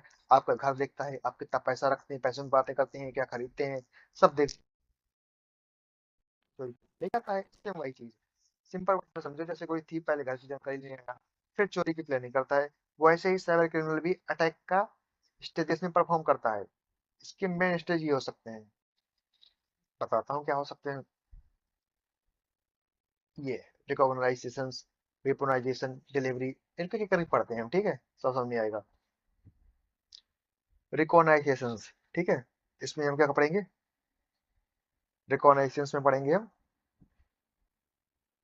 This is the information gathering stage. The attacker collect details about the target such as IP address, network structure, email IDs, employ details, software version, security weakness, ये सब फाइंड करता है, इन सबको पहले टारगेट करता है। मतलब पहले वो रिकॉग्नाइज करना है उसको, ठीक है। वही हमारा स्टेप है, हमारा रिकॉग्नाइजेंस, ठीक है। अब इसमें this helps in finding possible vulnerabilities. क्या पॉसिबल वल्नरेबिलिटीज हो सकती है, ये फाइंड करने में हेल्प करता है। मान लो अटैकर किसी कंपनी की वेबसाइट और एम्प्लॉय की ईमेल आईडीज, लिंक्डइन या वेबसाइट्स कलेक्ट कर रहा है। ये होता है हमारा रिकॉग्नाइजेंस। पहले भाई देखा जाता है क्या करता है, क्या उसकी ईमेल आईडी है, क्या फोन नंबर है, क्या लिंक्डइन आईडी, सब कुछ करता है। मतलब पहले हमने उसको रिकॉग्नाइज किया, पहचाना, टारगेट किया। फिर आता है weaponisation. In this stage the attacker prepare the malicious tool or payload. For example, virus, trojan, ransomware, malicious links, infected document. इसमें भाई हथियार बनाता है, कैसे अटैक करना, वायरस से, ट्रोजन से, रैंसमवेयर से, ये सब उनको भी अपनी तरह यूज करता है। एक फेक पीडीएफ फाइल बनाना जिसमें मालवेयर हाइडिनो वो डाउनलोड करेगा, हमारा वेपन तो उसके लग गया। फिर थर्ड आता है delivery. The person the prepared malicious payload is deliver to the target. फिर वो जो हमने वेपन बनाया उसको भेजना, उसको टारगेट करना। फिशिंग ईमेल के जरिए, malicious website, infected USB drive, fake software download करवा देना, सस्पिशियस अटैचमेंट्स, इन सब से उसके ऊपर डिलीवरी की जाती है। हमारा वेपन बनाया हमने। एक्सप्लॉइटेशन, इसमें क्या होता है, इस स्टेज में वल्नरेबिलिटी का फायदा उठाकर सिस्टम में एंट्री ली जाती है। हमको वीकनेस मिल गई, हम सिस्टम में घुस गए, यानी अटैक अब एक्टिवेट होता है। अटैक जो होता है एक्टिवेट होगा, जब जो हमने डिलीवरी की थी वो अब एक्टिवेट होगा। For example, clicking malicious link, opening infected file, weak password attack, software vulnerability exploit, इन सब से वो हमारा एक्टिवेट होता है। यूजर ने फिशिंग ईमेल का लिंक क्लिक कर दिया है और सिस्टम इन्फेक्टेड हो गया है। यह होता है एक्सप्लॉइटेशन। जो हमने भेजा था उसने क्लिक किया, मतलब एक्सप्लॉइटेशन हो गया, एक्टिवेट हो गया। अब आता है हमारा installation. After gaining entry, malicious software is install into the system. Example, spyware, backdoor, ransomware, keylogger. System में एंट्री के बाद अटैकर्स मैलिशियस सॉफ्टवेयर इंस्टॉल करता है ताकि फ्यूचर में भी एक्सेस बना रहे। ये नहीं कि हमने अभी हैक किया तो अभी हमको जानकारी लेनी, हम फ्यूचर में भी जानकारी लेते रहें। ये सब करता है spyware, backdoor, ransomware, keylogger install करता है। सिंपल वर्ड में बोल दो, अब अटैकर सिस्टम के अंदर अपना सॉफ्टवेयर बैठा देता, भाई बैठो देखो, अब मुझे भी दिखाओ क्या तुम देख रहे हो, बस।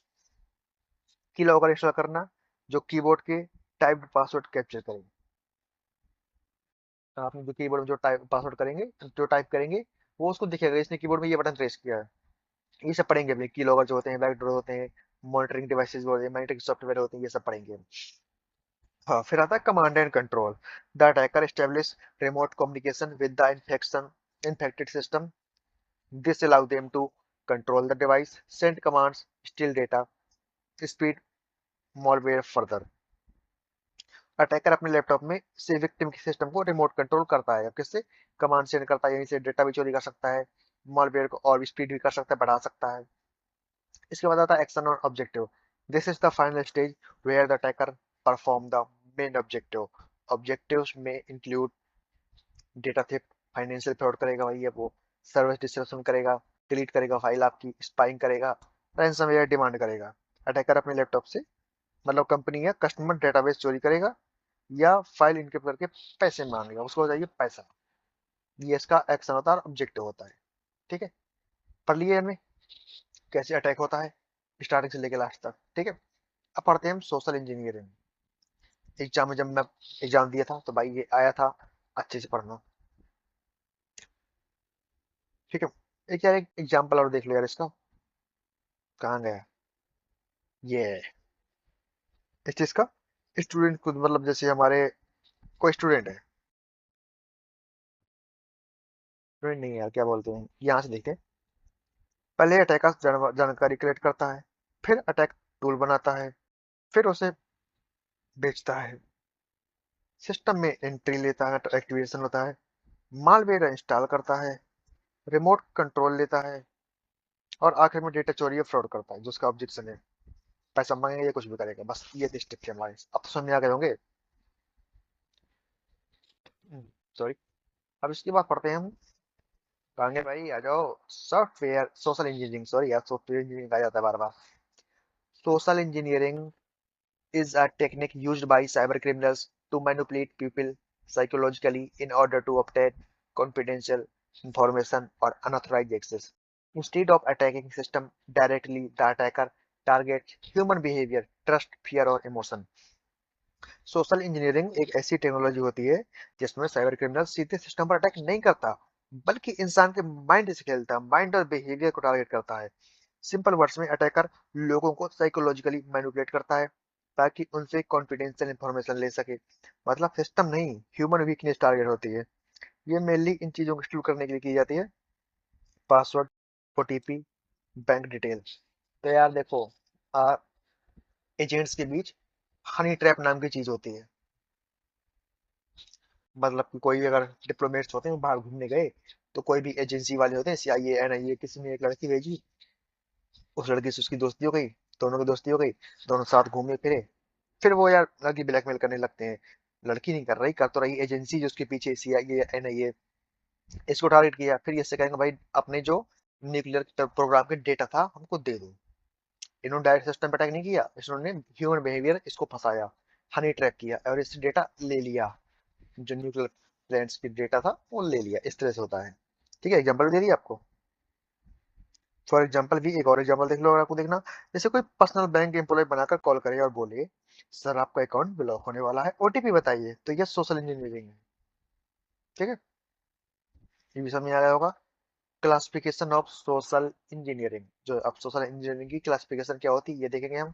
तो इसमें हम क्या देखेंगे, टू टाइप्स के होते हैं। जो सोशल इंजीनियरिंग की क्लासिफिकेशन टू टाइप्स का होता है। फर्स्ट आता है human based social engineering, computer based social engineering. Okay, तो इसमें क्या आता है, इम्पर्सोनेशन, किसी ट्रस्टेड पर्सन की एक्टिंग करना। मतलब किसी जान पहचान वाले या ऑफिशियल पर्सन बनकर ट्रस्ट जीतना।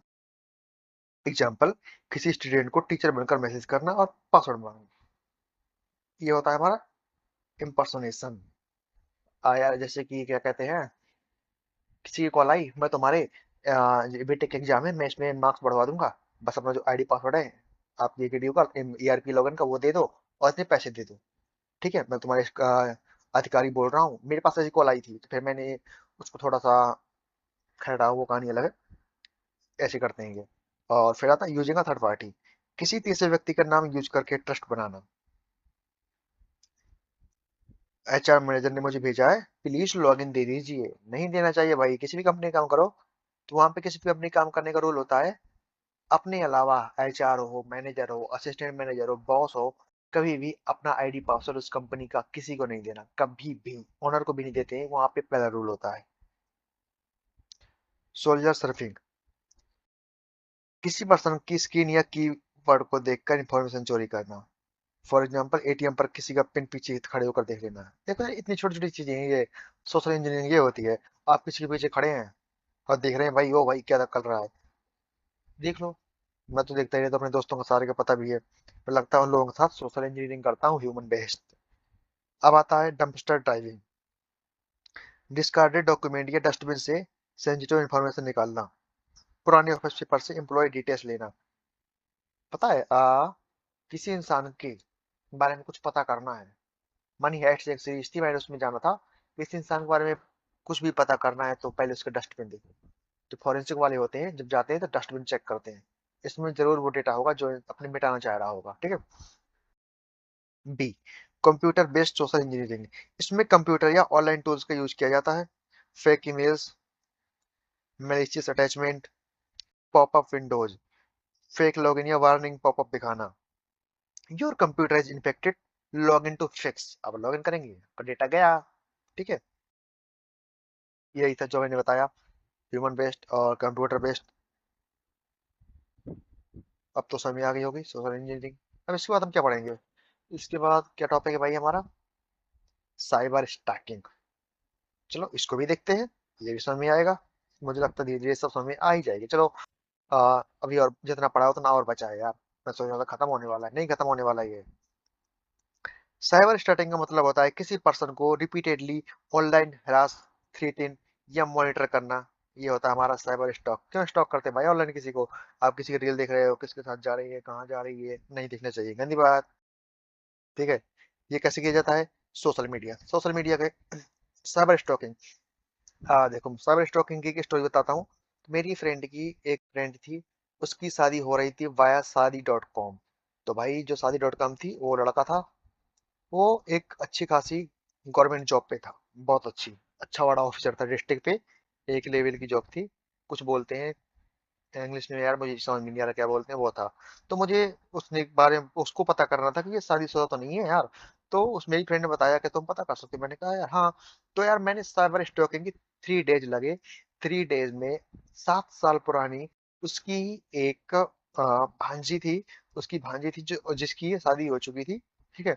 उसकी शादी हो चुकी थी, तो उसकी भांजी थी, और उसकी भांजी की फेसबुक आईडी जो बंद हो गई, चल नहीं रही थी, उसका लाइक था। मैंने उस लाइक के जरिए गया, तो मुझे वहां पर उसकी वाइफ की आईडी मिलती है, जो उसकी वेब चलाती नहीं थी, बहुत साल पुरानी, 6 साल पुरानी। क्योंकि उसने अपनी आईडी में किसी भी प्रकार का अपनी वाइफ से कनेक्शन नहीं रखा था, ना उससे ऐड था, ना कमेंट, ना पासवर्ड, कुछ कुछ नहीं।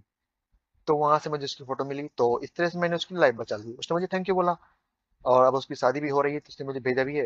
मैं तो जाऊंगा खाने, ठीक है। चलो कहानी हो गई। इस तरह से हम साइबर स्टॉक करके बहुत चीजें पता कर सकते हैं, या देख सकते हैं ये कहाँ है। आप उसकी इमेज में देखेंगे, चेक करेंगे कौन सी लोकेशन है, कहाँ है, क्या है, बहुत सारी चीजें कमेंट्स से, उसकी बायो से पता कर सकते हैं आप। ये हो गया हमारा cyber stalking. To purpose is to make the victim feel fear, stress और इनसिक्योर बनाना। उसको डराना और स्ट्रेस करना, इनसिक्योर बनाना, ये सब होता है स्टॉकिंग का काम। मैंने अच्छे के लिए की थी भाई, गलत चीज के लिए नहीं की थी। अब देखते हैं करेक्टरिस्टिक्स क्या होती है। रिपीटेटिव बिहेवियर, बार बार अनवांटेड मैसेज भेजना हमारे, अनवांटेड कांटेक्ट हमारे। एनोनिमिटी, ये क्या होता है? जो फेक प्रोफाइल्स या हिडन आइडेंटिटी को यूज करना। फेक प्रोफाइल बना के भाई, ये एनोनिमिटी बोलते हैं। आप फेक प्रोफाइल से किसी को स्टॉक कर रहे हैं, देख रहे हैं, मैसेज कर रहे हैं। Monitoring, tracking victim social media activities, location, personal details, monitoring आ गई। फिर आता है हमारा threats and harassment, using a busy language, blackmail or threats, manipulation, trying to mentally control or disturb the victim, victim को डिस्टर्ब करना होता है। ये हो गई स्टार्टिंग, ये पर्पज हो गए। यार ये बहुत इजी है यार, मुझे नहीं लगता इसमें कुछ समझाने लायक है। मैसेज करना, डराना, मॉनिटर करना, क्या कर रही है, क्या नहीं देख रही भाई, इतना तो यार कॉमन सेंस रखो यार। इसमें मैं क्या बताऊं, मुझे कुछ समझ में नहीं आ रहा। साइबर कैफे इंपॉर्टेंट है, अच्छे से देखना। साइबर कैफे क्या है? Cyber cafe is a place where people can use computers, internet, printing, scanning, and online services by paying charges. It provides public internet access to use who may not have internet facilities at home. होता क्या है यार, पहले ना सबके पास mobile नहीं थे, कुछ भी यूज करना होता तो साइबर कैफे ही होते थे। अब तो खैर सबके पास मोबाइल है, साइबर कैफे में यूज होने लगे। लेकिन यार सब लोग यूज करने लगे, तो यार इसमें साइबर क्राइम भी बहुत बढ़ने लगे। तो गवर्नमेंट रूल्स भी बनाए। चलो आगे बताता हूँ, वो सब बताऊंगा। ये पब्लिक इंटरनेट एक्सेस प्रोवाइड करती है, सब पब्लिक को इंटरनेट एक्सेस प्रोवाइड करती थी। अब जिसको भी जो काम करना होता था कर लेते थे, ज्यादातर तो गेम ही खेलते थे, कुछ रिजल्ट चेक करते थे। कॉमन यूज क्या होते हैं इसके? ऑनलाइन फॉर्म्स फिल करना, job application, browsing, printing documents, email communication. Cyber cafe and cyber crime in India. Cyber cafes में साइबर क्राइम कैसे बढ़ा, कैसे हुआ?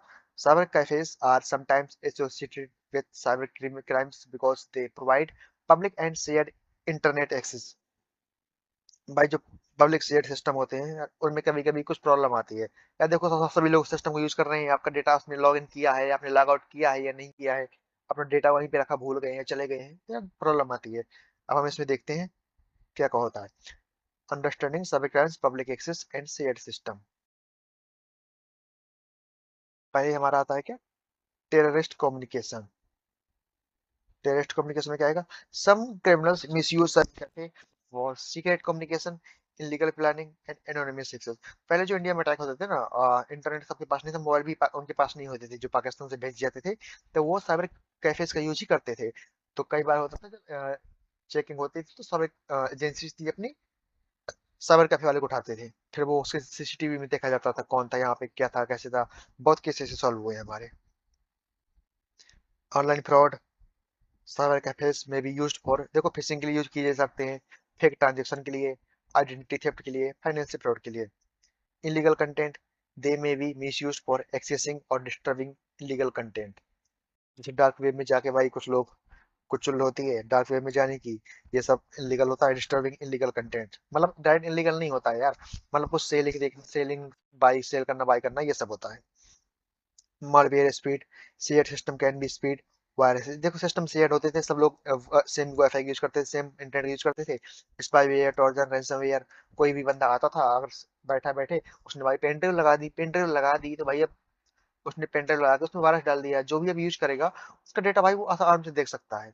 Lack of security, if proper monitoring is not done, cyber cafes become easy target for cyber crime.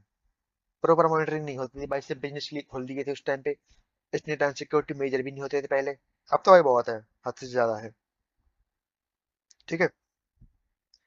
वो अब क्या आया, government response to combat cyber crimes using cyber cafe. Government ने क्या किया, ये सब होने लगा तो गवर्नमेंट को चिंता हो गई, तो गवर्नमेंट कुछ तो करेगी। The Indian government has taken several step to control misuse of cyber cafes. IT Act 2000, ये इंडिया में साइबर क्राइम्स प्रिवेंशन और पनिशमेंट के लिए लीगल फ्रेमवर्क प्रोवाइड करता था। जो हमारा आईटी एक्ट था लीगल फ्रेमवर्क देता था भाई, ये रूल है, ऐसा किया तो ये सजा होगी, इतना हमारा जो क्या बोलते हैं उसको, चालान कटेगा आपका, पैसा लगेगा, मतलब जुर्माना देना पड़ेगा। साइबर कैफे गाइडेंस रूल्स 2011, 2011 में साइबर कैफे के लिए बहुत सारे रूल आते हैं। Government made special rules for cyber cafes. Important rules include mandatory registration, maintaining user identity proof, भाई जो भी आएगा उसकी पहले आइडेंटिटी प्रूफ रखो तब यूज करने दो, ऐसे थोड़ी है कोई भी यूज करके चला जाएगा, कल को प्रॉब्लम तुम पे आएगी। Log register of users, log register of users, system time synchronisation, CCTV web cam records in many cases, reporting suspicious activity to public, to police, sorry public को क्यों भाई, पुलिस को करेंगे। Cyber crime call cells, special police units are established to investigate cyber crime, भाई फिर cyber police भी बनने लगी भाई, वो इन्वेस्टिगेट करने लगी, साइबर कोर्ट्स भी बने। Awareness programme, government runs awareness campaign such as cyber Surakshit Bharat, cyber Surakshit Bharat campaign चलाया गवर्नमेंट ने। Monitoring and cooperation, cyber cafe owners must cooperate with, भाई जो ओनर होगा उसको पुलिस के साथ, साइबर सेल के साथ, गवर्नमेंट एजेंसी के साथ डेटा शेयर करना पड़ेगा अगर जरूरत पड़ती है, नहीं तो आपको रजिस्ट्रेशन नहीं होगा, ये सब रजिस्ट्रेशन में ही लिखा होता है। Safety major while using a computer in a cyber cafe, अगर आप साइबर कैफे में कोई कंप्यूटर यूज कर रहे हैं तो आपको क्या क्या करना चाहिए, क्या नहीं करना चाहिए, मैं बताता हूँ। रुक जा भाई। हाँ ये है हमारे कुछ स्टेप्स हैं जिनको हम ले सकते हैं। देखो भाई, लॉग आउट करके आओ, ईमेल सोशल मीडिया कुछ भी खोलो, लॉग आउट करके आओ। अगर आपने जीमेल लॉग इन किया और लॉग आउट नहीं किया तो नेक्स्ट यूजर जो होगा आपका, यूजर आपका अकाउंट एक्सेस कर लेगा और उसमें कुछ भी देखेगा, बाद में प्रॉब्लम आपको होगी। डू नॉट लीव अनअटेंड, तो आपको क्या करना है, do not leave the computer unattended. ये क्या होता है, कंप्यूटर को कभी भी अनअटेंडेड छोड़कर मत आए, चाहे एक दो मिनट के लिए ही क्यों ना हो। मतलब आप भाई कुछ खोले बैठे हैं और चले गए वॉशरूम करने, नहीं, बिल्कुल नहीं, बिल्कुल नहीं, क्योंकि दूसरा पर्सन आपकी एक्टिविटी सेशन का मिसयूज कर सकता है। आप फॉर्म भर रहे हो और बीच में बाहर चले गए, कोई दूसरी आपकी डिटेल चेंज कर सकता है। क्लियर ब्राउजिंग डेटा, भाई जो भी उसमें देखो जो भी करो उसके बाद हमेशा ब्राउजर डेटा क्लियर करो, ब्राउजिंग हिस्ट्री, कुकीज, कैसे टेम्पररी फाइल सब क्लीन कर दो यार, आपके लिए अच्छा है। Save login session and website history remove हो जाती है ये सब करने से। बी अलर्ट, भाई बी अलर्ट तो है ही, हमेशा आसपास ध्यान रखें, कोई आसपास देख तो नहीं रहा, कोई झांक तो नहीं रहा भाई क्या बंदा कर रहा है, क्या पासवर्ड डाल रहा है, नहीं देख के रहो हमेशा। खास तौर पर shoulder surfing, screen watching, spying से बचे। कोई पीछे खड़ा होकर आपका पासवर्ड तो नहीं देख रहा, लगाओ उसको यार। अवॉइड फाइनेंशियल ट्रांजेक्शन, ये देखो साइबर कैफे में फाइनेंशियल ट्रांजेक्शन अवॉइड करना चाहिए, भाई ये बहुत जरूरी चीज है। फाइनेंशियल ट्रांजेक्शन उसमें अपने बैंक का लॉगिन करके नहीं करना चाहिए। चेंज पासवर्ड, जब भी आप जाएं या आए तो पासवर्ड चेंज कर लें टाइम टाइम पे।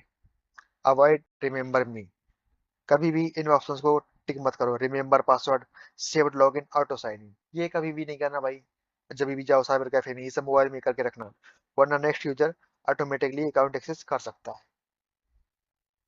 बताया मैंने, वही लिखा हुआ है यहाँ पे, आप पढ़ दो। मैंने उससे बताया लेकिन सेम वही लिखा हुआ है यहाँ पे, कुछ अलग नहीं। अब क्या आता है हमारा, बॉटनेट। क्या है ये बॉटनेट, जानना चाहेंगे, चलो जानते हैं। Botnet is a network of computer, mobile devices और IoT devices infected with malware and remotely controlled by cyber criminals.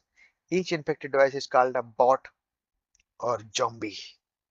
Botnet एक नेटवर्क होता है जिसमें बहुत सारे कंप्यूटर्स, मोबाइल डिवाइसेस या आईओटी डिवाइसेस या डिवाइसेस मालवेयर से इन्फेक्टेड होते हैं। इन सभी डिवाइसेस को साइबर क्रिमिनल रिमोटली कंट्रोल करता है। हर इन्फेक्टेड डिवाइस को क्या कहा जाता है? ये तो बॉट कह दो, ये जॉम्बी कह दो। भाई ये बहुत सारे डिवाइस हैं, ये देखो बहुत सारे डिवाइस, ये सारे डिवाइस इन्फेक्टेड है, इन सब में वायरस है। इन सब का जो ग्रुप होता है, ये सारे डिवाइस बॉट कहलाते हैं, जॉम्बी कहलाते हैं। तो इनको कौन कंट्रोल कर रहा होता है? यहाँ पे बैठा हुआ एक hacker, Baba Tillu BTech from Kanpur, ये इन सबको कंट्रोल कर रहा होता है। किस लिए? ये इसके सिस्टम की, इसकी साइट की वाट लगाने के लिए। चलो आगे देखते हैं, अच्छे से समझेंगे। बहुत सारे हैक्ड डिवाइस मिलकर एक बॉटनेट बनाते हैं, मतलब जो डिवाइस होगा वो जॉम्बी या बॉट कहलाएगा। और बहुत सारे जब ये मिल जाएंगे, ये कहलाएंगे बॉटनेट। जैसे इंटरनेट होता है, वैसे ये हो गया बॉटनेट, इन सब का ग्रुप्स। इजी एग्जांपल,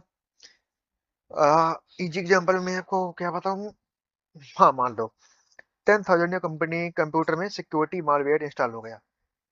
कोई कंप्यूटर से 10,000 कंप्यूटर में सीक्रेटली मालवेयर इंस्टॉल हो गया, किसी ने कर दिया जो वहाँ का एम्प्लॉय था।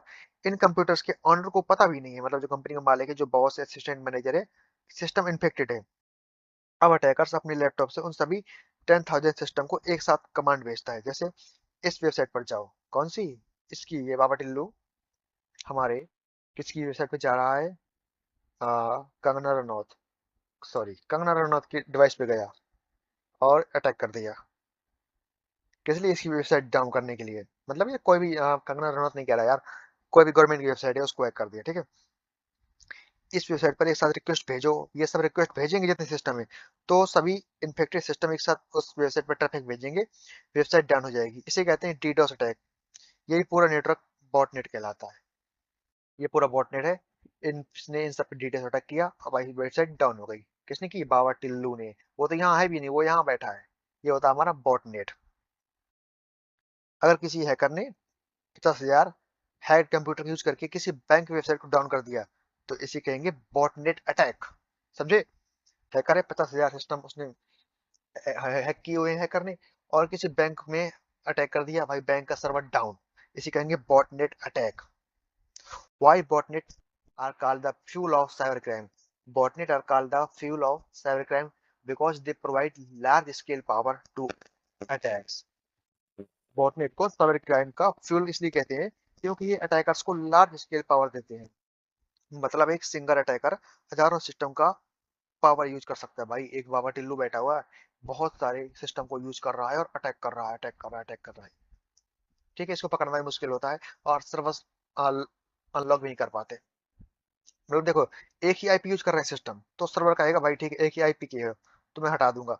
लेकिन भाई एक सिस्टम यहाँ, एक सिस्टम यहाँ, एक सिस्टम यहाँ, एक सिस्टम यहाँ, इन सबको हैक किए हुए, इन सब अलग अलग है, तो भाई सर्वर इनको नहीं कर पाएगा क्योंकि सबका आईपी अलग है। भाई सर्वर किस बेस पे करेगा? सर्वर को लगेगा ये तो जेन्युइन है, बट वो जेन्युइन नहीं होता है। ठीक है, तो इसमें क्या क्या होता है? हमारे इंपॉर्टेंट होते हैं massive computer power, massive computer power, malware distribution. Massive computer power, हजारों या लाखों इन्फेक्टेड डिवाइसेस एक साथ काम करते हैं, इससे बड़े अटैक्स पॉसिबल हो सकते हैं। जैसे DoS attack, brute force attack, spam campaign. Spam campaign से कर सकते हैं एक वेबसाइट पर लाखों रिक्वेस्ट भेजकर उसे डाउन कर देना। ये होगा हमारा massive computer power. Malware distribution, botnet malware को बहुत जल्दी मल्टीपल डिवाइसेस में स्प्लिट करते हैं। एक इन्फेक्टेड सिस्टम पूरे नेटवर्क में वायरस फैला सकता है। डेटा थेफ्ट, इनका यूज सेंसिटिव इंफॉर्मेशन स्टील करने के लिए भी होता है। Password, bank detail, personal data. Distributed attack, हमारा डिस्ट्रीब्यूटेड अटैक ये है, 3 बार 4 आता है हमारा distributed attack. Thousand work together for powerful attack. Attack multiple system से आता है, इसके लिए ब्लॉक करना डिफिकल्ट हो जाता है। डिस्ट्रीब्यूटेड अटैक जो होता है, अगर एक सिस्टम से अटैक आए ब्लॉक करना इजी है, लेकिन 1 लाख सिस्टम से आए तो भाई मुश्किल है। Click and fraud attack, click करो और फ्रॉड करो, इससे इनलीगल रेवेन्यू जनरेट किया जाता है। एग्जांपल, फेक ऐड क्लिक करके पैसा कमाना। फेक ऐड क्लिक किया, अब भाई तुम कर रहे हो click fraud, click fraud, click कर रहे हो पैसा कमा रहे हो। क्रिप्टो करेंसी माइनिंग, अब ये क्रिप्टो करेंसी माइनिंग, कुछ अटैकर सीक्रेटली इन्फेक्टेड डिवाइस को क्रिप्टो माइनिंग के लिए यूज करते हैं, मतलब विक्टिम के सिस्टम को प्रोसेसिंग पावर चोरी करना, लैपटॉप स्लो हो जाना क्योंकि बैकग्राउंड में क्रिप्टो माइनिंग चल रही है भाई, सिस्टम तो गया। डिफिकल्ट टू ट्रेस, क्योंकि अटैक कोई डिवाइस से आता है इसलिए रियल अटैकर्स को आइडेंटिफाई करना मुश्किल होता है भाई, बहुत सारे डिवाइस से अटैक आ रहा है। डिफिकल्ट टू ट्रेस देखो, एक यहाँ से अफ्रीका से, एक यहाँ पे नॉर्थ अमेरिका से, और यहाँ पे आ रहा भाई श्रीलंका से, रसिया से, सब कैसे आ रहा भाई, तो सबको लगेगा ये जेन्युइन है। बॉटनेट बहुत डेंजरस माने जाते हैं भाई, बहुत ज्यादा डेंजरस है, बहुत सारे लोग इसका यूज करते भी हैं।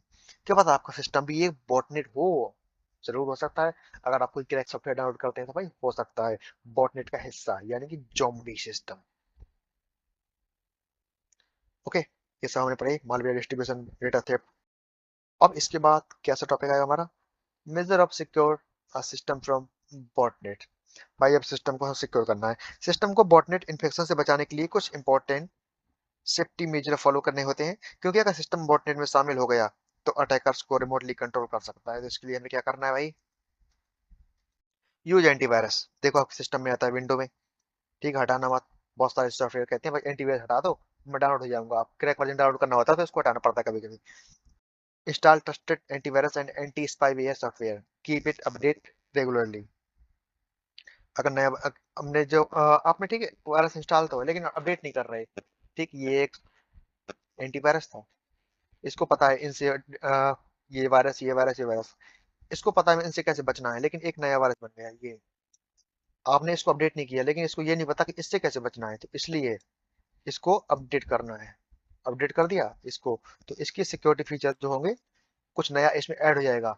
अब इसको लेकिन पता है कि इससे कैसे बचना है, इसलिए अपडेशन बहुत जरूरी होता है, इसलिए अपडेट आता है बार बार, बहुत जरूरी होता है। Keep it update regularly, enable automatic update, हाँ भाई जरूरी होता है, आप ऑटोमेटिक अनेबल करके रखें भाई, आपका सिस्टम हमेशा सेफ रहेगा। यूज अ फायरवॉल, फायरवॉल को हमेशा इनेबल करके रखें, enable firewall protection to block unauthorised access and suspicious connection. Suspicious connection unauthorised access को ब्लॉक करता है। सिंपल वर्ड्स में फायरवॉल सिस्टम का सिक्योरिटी गेट होता है। सिक्योरिटी गेट भाई चेक करेगा आप जेन्युइन है कि नहीं है अंदर जाने के लिए। डाउनलोड फ्रॉम ट्रस्टेड सोर्स, यदि आपको कुछ भी डाउनलोड करना है ऑफिशियल वेबसाइट से करो, ट्रस्टेड ऐप स्टोर से करो, वेरीफाइड सोर्स से करो, ऐसे कहीं से मत करो। ये आपके लिए भी, आप जो खुश होते हैं ना क्रैक वर्जन पाके, मत हो भाई खुश। अवॉइड क्रैक्ड और पायरेटेड सॉफ्टवेयर, पायरेटेड सॉफ्टवेयर तो भाई बिल्कुल ही मत करो। आप कुछ उनका जो होता है उनके बदले कुछ और सॉफ्टवेयर देख लो जो फ्री में मिल जाए वो कर लो, लेकिन पायरेटेड भाई कभी मत करना लाइफ में। Avoid suspicious emails, do not open unknown link, suspicious attachment, spam emails. There are common botnet infection source. Monitor email activity, check sent outbox folder। देखो भाई ईमेल की जो आउटबॉक्स सेंटर है भाई देखते रहा करो, कब मैंने ये सेंड किया था, ये ऑटोमेटिक हो गया तो समझ जाना सिस्टम बॉटनेट है। आप अपनी गूगल हिस्ट्री चेक करना और देखना जो आपकी साइट पे गए ही ना हो कभी, उसमें वो दिख रही हो तो समझ जाना कि भाई आपके यहाँ से किसी साइट पे ट्रैफिक भेजा जा रहा है। अनएक्सपेक्टेड ईमेल में indicate infection. Disconnect if suspected, if infection is suspected, disconnect internet immediately, run full antivirus scan, तुरंत भाई स्कैन करो इसको, आइसोलेट द सिस्टम, सिस्टम को आइसोलेट करो सही से। ये सब विंडो के ऑप्शन होते हैं, अब विंडो आपको देता है। ओके, ये जो बॉटनेट से कैसे बचना है ये भी आपने देख लिया। अब क्या बचा हमारा टॉपिक, हाँ ये तो हमारा वही टॉपिक है। क्या था हमारा, हाँ बॉटनेट से बचने के लिए टॉपिक लिखे हैं यहाँ पर, देख लेना। Antivirus, patching holes, firewall enable, हाँ वही है, सेम ही सेम, कुछ नया नहीं, नया होता बता देता। अटैक वेक्टर, अटैक वेक्टर वह मेथड या पाथ होता है जिसके थ्रू अटैकर सिस्टम में एंट्री लेता है। सिंपल वर्ड्स में अटैकर किस रास्ते से सिस्टम में घुसता है, अटैक वेक्टर मतलब अटैकर जो है वो किस रास्ते से सिस्टम में घुस रहा है। It is the way through which an attack is launched, भाई जहां से अटैकर घुस रहा है जा रहा है सिस्टम में वो होता है अटैक वेक्टर। जैसे कि कोई गेट खुलता है ना, कौन आता था यार सुपर हीरो का नाम नहीं याद रहा, स्ट्रेंजर्स, नहीं याद आ रहा, हटाओ। How are attack vectors launch, common attack vectors, attack vector होते हैं ये लॉन्च कैसे होते हैं, चलो देखते हैं क्या करके। यहाँ पे मैंने इनको सबको लिखा हुआ है, हम देखेंगे डायग्राम्स क्योंकि हमको समझना है, ठीक है, क्योंकि हम एग्जाम में वही लिखते हैं जो समझते हैं, लिखने वाला नहीं, पढ़ने वाला नहीं लिख पाते यार। Email based attack, fake emails के थ्रू अटैक लॉन्च किया जाता है। इनमें से हो सकता है fake link, infected attachment, fishing message. Your account will be block, click here. Click here आपने क्लिक किया, खत्म, वहां नहीं है आपकी। ये आपका जो होगा अटैक वेक्टर होगा। यहाँ से अटैचमेंट्स, कुछ फाइल्स होती हैं जैसे पीडीएफ, वर्ड, इनमें मालवेयर भेजा जाता है। आप डाउनलोड करते हैं, आप जो मैलिशियस सॉफ्टवेयर वायरस होता है वो भी इंजेक्ट हो जाता है। सोशल इंजीनियरिंग, ये तो आपको पहले बताया है मैंने, यूजर को ट्रिक करके हार्मफुल एक्शन करवाना। हैकिंग, ये भी बता चुका हूँ मैं। वीक पासवर्ड, ये सॉफ्टवेयर वल्नरेबिलिटीज का फायदा उठाना। यार ये सब वही टॉपिक है जो बता रहा था। वेक्टर, ये मतलब वे बता रहा है कैसे कर सकते हैं, कैसे करते हैं। वॉर्म्स एक सेल्फ रेप्लिकेटिंग malware होता है। ये खुद से मल्टीपल सिस्टम में स्प्रेड होता है, एक सिस्टम से पूरे ऑफिस में फैल सकता है। वॉर्म्स, ये भाई फैल रहा है यहाँ से वहां। एक ही नेटवर्क यूज कर रहे होंगे, सब यहाँ से फैलते रहते हैं अगर एक में गया तो। मेलिशियस मैक्रोस, एमएस वर्ड या एक्सेल फाइल्स के अंदर हिडन मेलिशियल कोड होता है। फाइल ओपन करते ही कोड एग्जीक्यूट हो जाता है, अब कोड एग्जीक्यूट हुआ, आपके सिस्टम में आ गया। Fake invoice, Excel file open करते ही मालवेयर इंस्टॉल हो जाएगा, फिर आपकी एक्टिविटी देखी जाएगी अच्छे से। वायरसेस, वायरसेस भी होता है भाई attack vector. Viruses malicious code होता है जो लेगिटिमेट फाइल्स के साथ अटैच होता है। फाइल रन करते ही वायरस स्प्रेड हो जाता है, पूरे सिस्टम में धीरे धीरे फैलता रहता है। हर एक अपनी एप्लीकेशन को कवर करेगा, सब कुछ देखेगा जो आप देखेंगे। आपके कीबोर्ड्स की, आपके स्क्रीन, आपकी माउस क्लिकिंग, कीबोर्ड, कीबोर्ड में कौन सा बटन यूज कर रहे हैं, ये सब। ठीक है, अटैक वेक्टर पढ़ लिया आपने। ये सब जो मैंने बताया भी अटैचमेंट सेम ही है जो मैंने बताया है। आप यहाँ से पढ़ना, वही समझ में आ जाएगा। आई थिंक ये लास्ट टॉपिक होगा। हाँ सर, लास्ट ही टॉपिक है। नहीं नहीं, हाँ लास्ट ही है। Difference between attack vector and attack surface. Sorry, meaning the method और path used by an attacker to gain unauthorised access. ये मेथड या पाथ होता है भाई जहां से आप अनऑथराइज्ड एक्सेस लेते हैं। अटैक सरफेस क्या होता है? The total number of possible entry points through which an attacker can enter. ये total number of entry points होते हैं जहां से आप अटैक कर सकते हैं। यार देखो इसमें मैं नीचे लिखा हुआ है, बिल्कुल इजी में आपको समझ आ जाएगा। Simple understanding, what is attack vector, how attacker enter, how attacker enter. Example, a phishing email with a fake login link. Attack surface, where attacker can enter, where attacker can enter, website login page, open port, outdated software, admin panel। ठीक है, इसमें how attacker enter, ये हो गया attack vector. Where attacker can enter, attacker कहाँ से enter होगा, ये हमारा हो गया अटैक सरफेस। फिर से भाई, way of attack, attack vector, possible points of attack, attack surface. बस यार इतना अंतर है, इसको पढ़ लेना। देखो आता है, ऐसे नहीं बता रहा हूँ, एग्जाम में आ सकता है। मतलब खुद से ही लिखना होगा, ये सब डायरेक्ट नहीं है, खुद से लिखना पड़ेगा। ठीक है, बात समझा दूं। अटैक सरफेस का मतलब कि फिर से समझो, सिस्टम के सभी पॉसिबल एंट्री पॉइंट्स, जितने भी एंट्री पॉइंट है सभी सिस्टम में कहाँ कहाँ से अटैक कर सकते हैं, ये हमारा हो गया अटैक सरफेस। आपको रियल लाइफ एग्जाम्पल बताता हूँ एक। हाउस, ये बन गया हमारा हाउस, ये हमारा दरवाजा, ये हमारी विंडो। मान लो एक हाउस है, उस हाउस में कई एंट्री पॉइंट्स हैं। मेन गेट, विंडो, इसके पीछे एक बैक डोर है, एक बालकनी है भाई, यहाँ पे एक इलेक्ट्रिसिटी का खंभा लगा हुआ है, यहाँ से गए, यहाँ से कूद के बालकनी से भी आ गए। ये सभी अटैक सरफेस है। क्या है अटैक सरफेस?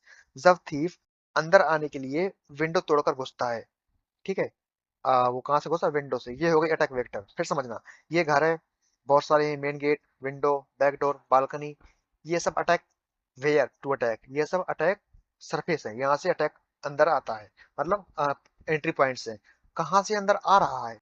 विंडो से अंदर आ रहा है, तो विंडो क्या हो गई? अटैक वेक्टर, जो उसने अंदर आने के लिए चूज किया। अब आई होप मुझे समझ में आ गया होगा, इससे अच्छा एग्जाम्पल भाई नहीं मिल सकता।